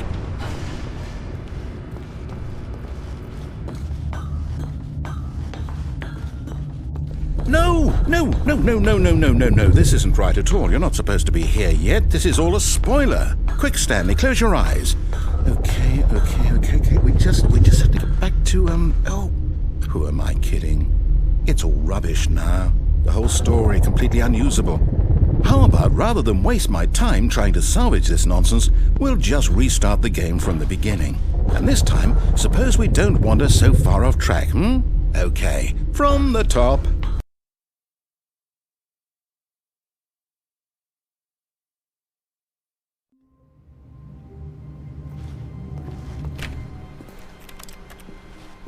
All of his co-workers were gone.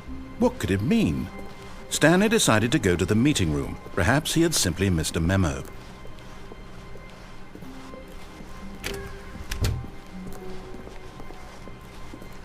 When Stanley... Wait, what? No, I restarted. I swear I definitely restarted the game over, completely fresh. Everything should be... Oh, did something change? Stanley, did you change anything when we were back in that room with all the monitors? Did you move the story somewhere or... Hold on. Why am I asking you? I'm the one who wrote the story. It was right here just a minute ago. I know for sure that it's here somewhere. Okay, then. It's an adventure.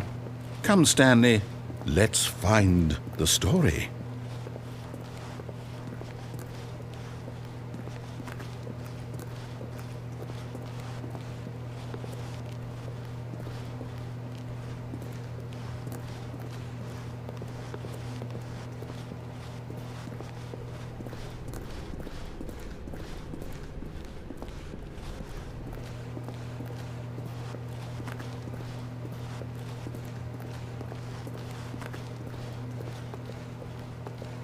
I'll say it.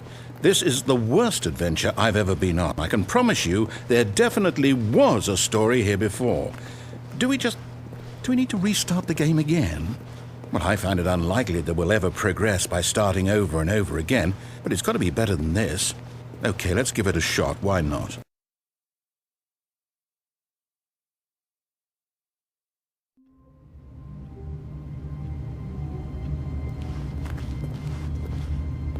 All of his co-workers were gone. What could it mean?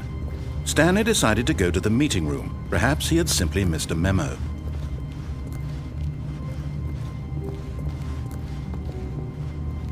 Okay, yep, it's worse. I might be remembering this wrong.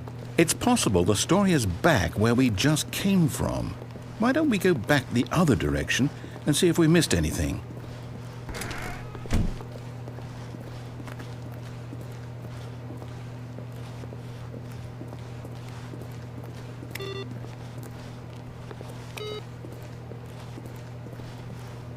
Aha! I knew we'd missed something. The story. Here it comes. No, wait, never mind. Not the story. Okay, let's head back the other way and retrace our steps. Now this... Well, I'll be honest, I don't recognize this place at all. Is this the story? I don't think so. I can't quite recall, but I believe my story took place in an office building. Is that correct? Do you remember, Stanley? Well, do you know what? Since I've completely forgotten what we were supposed to be doing, how about this? You win! Congratulations! I know you put in a lot of hard work, and it really paid off, so good job. Oh, no, I don't feel right about this at all. We both know you didn't put in any actual work for that win. Some people win fair and square, and this was not one of those situations. Okay, I'm getting weirded out by whatever this place is. I don't care what might happen this time, I have to restart.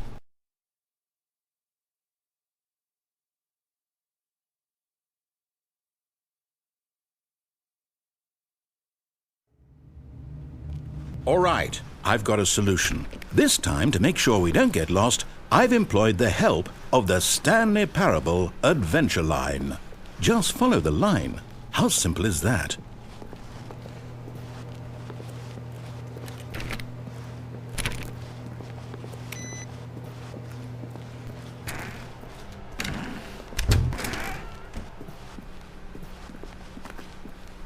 No, I'm down. We're leaving it up to the line from now on.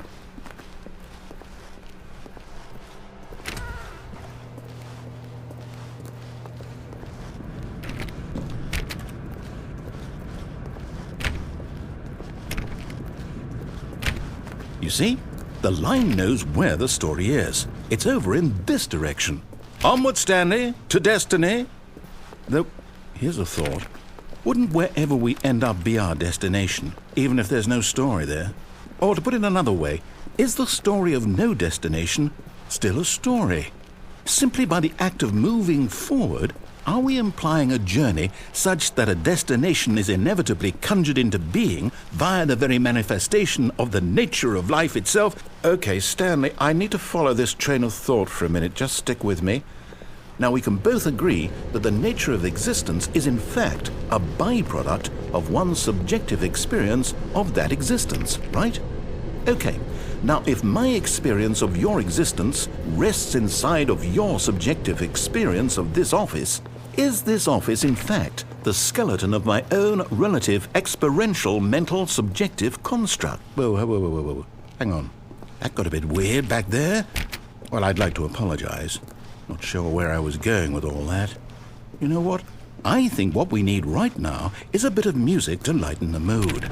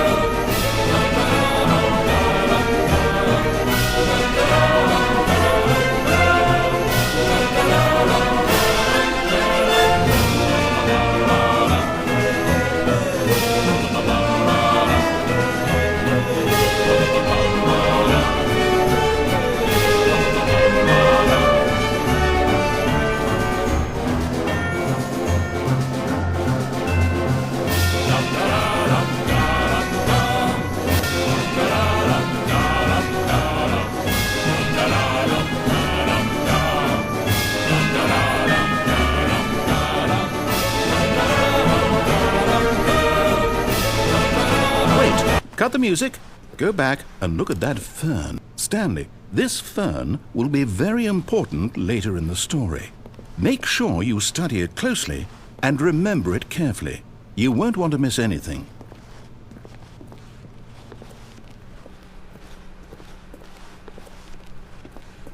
Wait, what? We're back at the office? No. Line, you do know we're looking for the Stanley Parable, right? The story? Is any of this ringing a bell?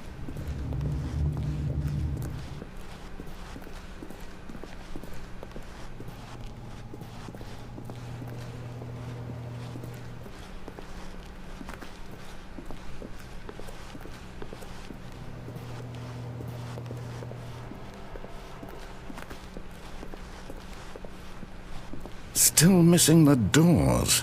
Did we make a mistake following the line? Perhaps we could have found the story on our own.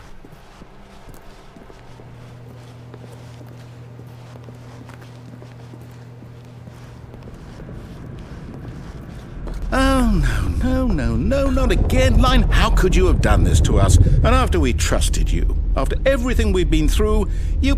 Oh, I can't take this anymore. To hell with it. Restart.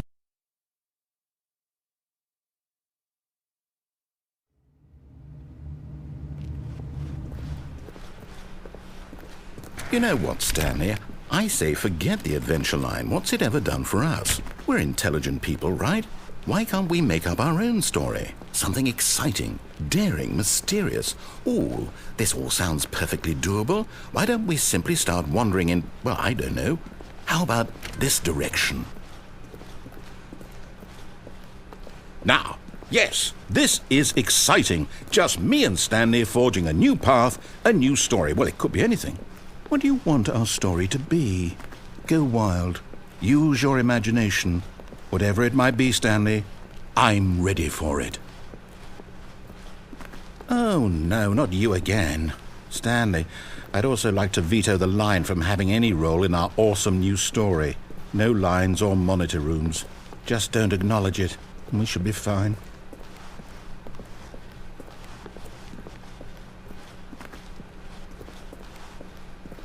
A choice. We get to make a decision. From here, the story is in our control. How important, we mustn't squander the opportunity. In fact, I believe I need a minute to think here. Just walk in circles for a minute. Okay, so I know that each door has to lead somewhere, which means that somewhere, the place where we're trying to go, there must be a reverse door that leads here. And that in turn means that our destination corresponds with the counter-inverted reverse door's origin. So starting from the right, let us ask, will taking the right door lead us to where we're going? And since the answer is clearly yes, then by all accounts, the door on the right is the correct one. Another victory for logic. Come, Stanley, our destiny awaits.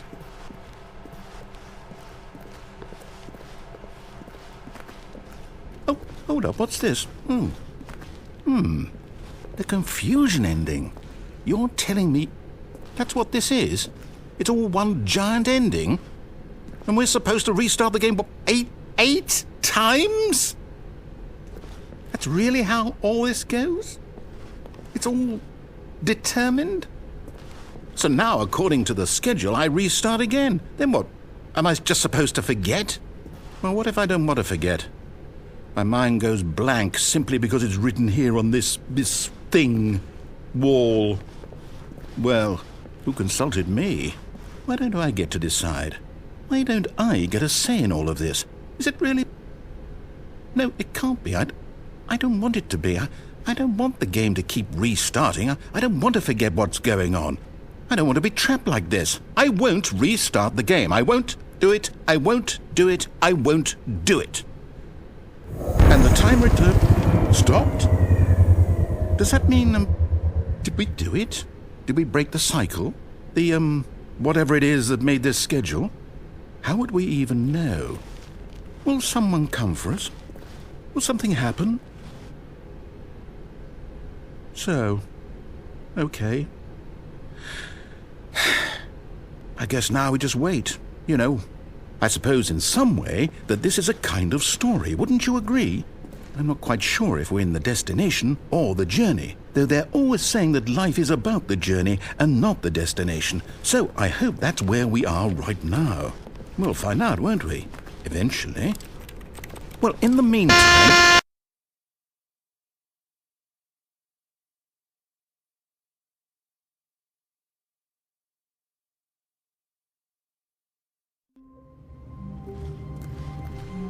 All of his co-workers were gone.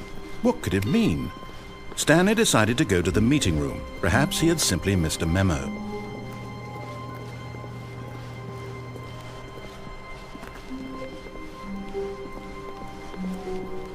When Stanley came to a set of 2 open doors, this was not the correct way to the meeting room, and Stanley knew it perfectly well. Perhaps he wanted to stop by the employee lounge first, just to admire it. And here it was. The lounge. What a room, Stanley thought to himself. But eager to get back to business, Stanley took the first open door on his left. And so he detoured through the maintenance section, walked straight ahead to the opposite door, and got back on track.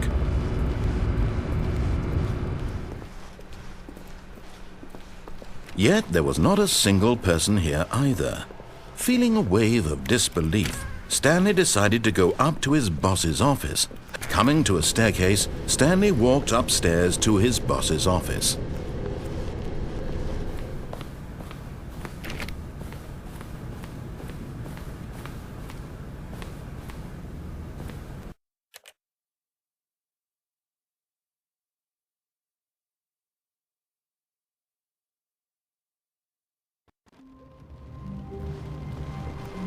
Stanley knew the office layout like the back of his hand.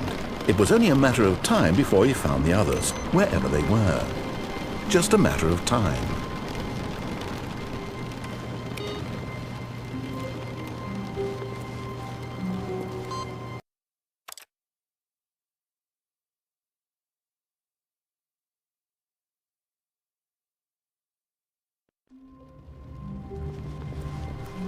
All of his co-workers were gone.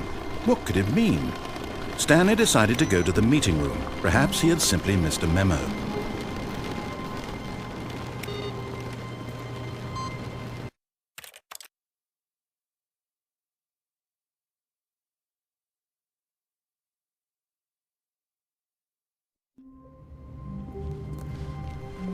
Even now, Stanley's office was a distant memory.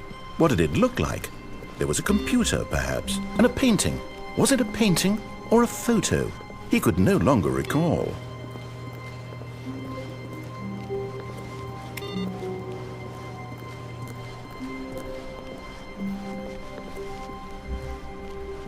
When Stanley came to a set of 2 open doors, he entered the door on his left.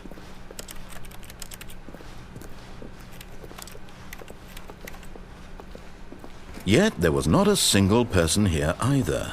Feeling a wave of disbelief, Stanley decided to go up to his boss's office, hoping he might find an answer. Coming to a staircase, Stanley walked upstairs to his boss's office.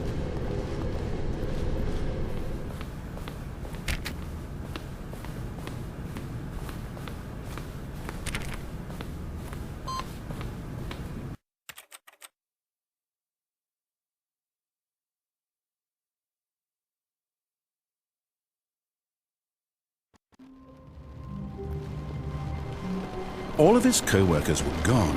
What could it mean? Stanley decided to go to the meeting room. Perhaps he had simply missed a memo.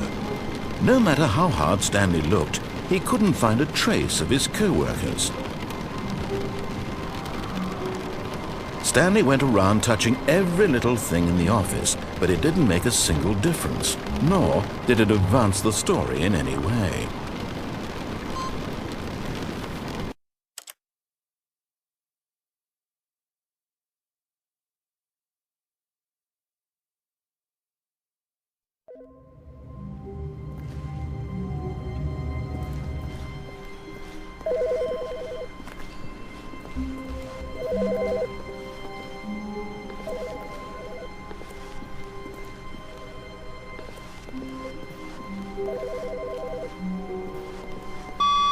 Hello. This is a recorded message scheduled either by you or a person in your place of work. The purpose of this message is to warn you about the dangers of recorded messages. If at any time you believe you are listening to a recorded message, please terminate it immediately and cease all flow of information from the recorded message into your perceptual sphere. Thank you, and have a pleasant day.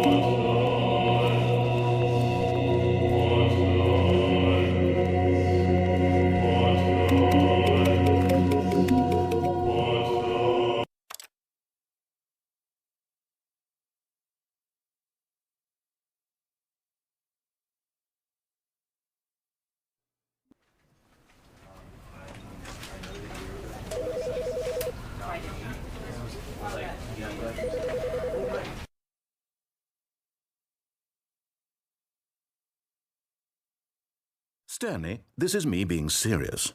In fact, this is my serious room. It's where I come to be serious. That table is the most serious table I could find. I looked at many, many tables, hundreds of tables.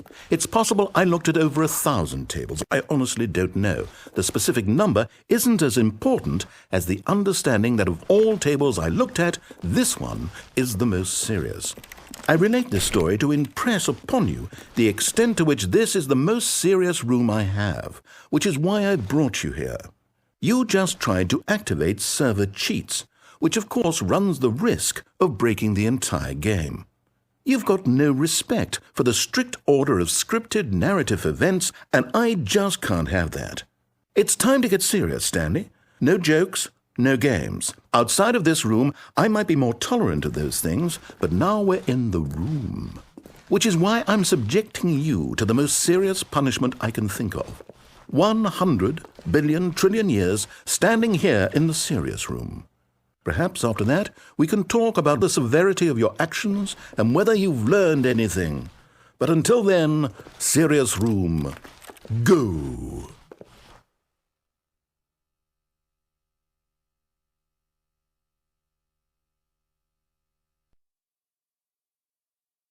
Whoa! Did we not have the talk? Are we not in the serious room this very moment?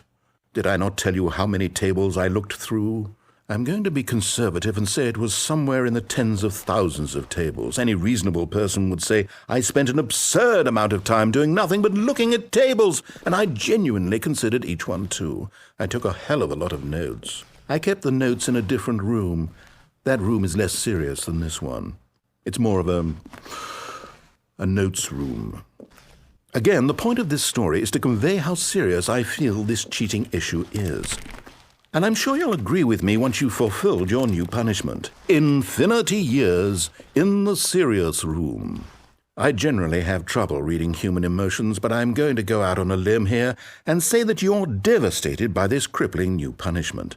As well you should be. It's the most serious I could think of. Can you get more serious than that? No, you can't. Don't try.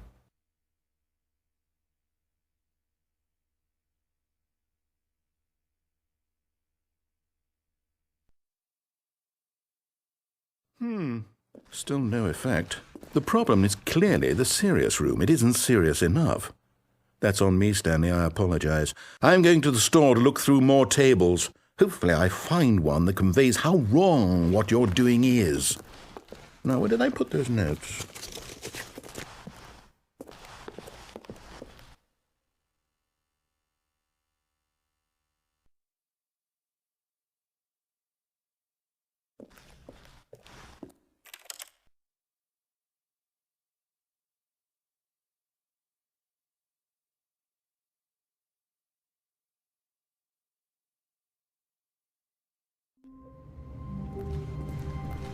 All of his co-workers were gone.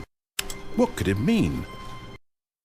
Stanley decided to go to the meeting room. Perhaps he had simply missed a memo.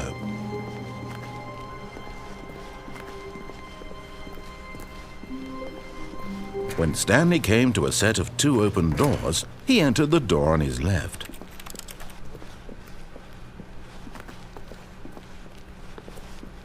Yet there was not a single person here either. Feeling a wave of disbelief, Stanley decided to go up to his boss's office. Coming to a staircase, Stanley walked upstairs to his boss's office.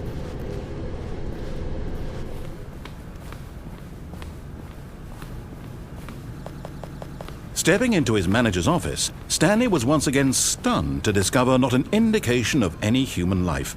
Shocked, unraveled, Stanley was in such a rush to get through the story as quickly as possible, he didn't even have a single minute to just let the narrator talk.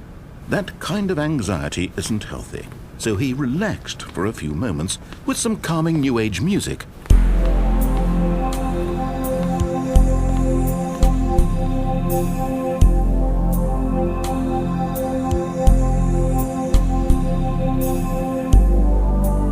Feeling soothed and rejuvenated, Stanley calmly walked forward into the opened passageway.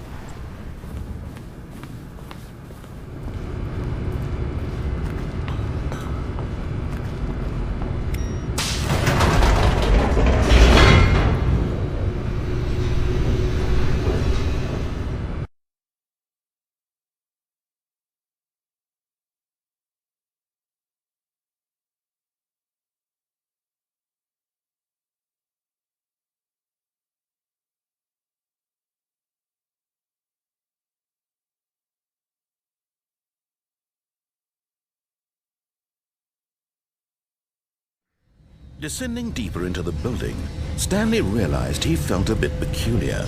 It was a stirring of emotion in his chest, as though he felt more free to think for himself, to question the nature of his job. Why did he feel this now, when for years it had never occurred to him? This question would not go unanswered for long. Stanley walked straight ahead through the large door that read Mind Control Facility.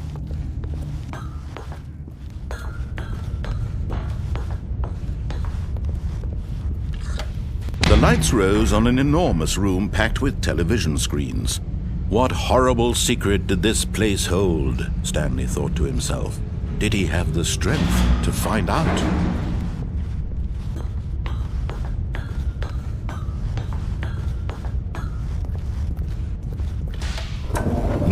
monitors jumped to life, their true nature revealed. Each bore the number of an employee in the building, Stanley's co-workers. The lives of so many individuals reduced to images on a screen, and Stanley, one of them, eternally monitored in this place where freedom meant nothing.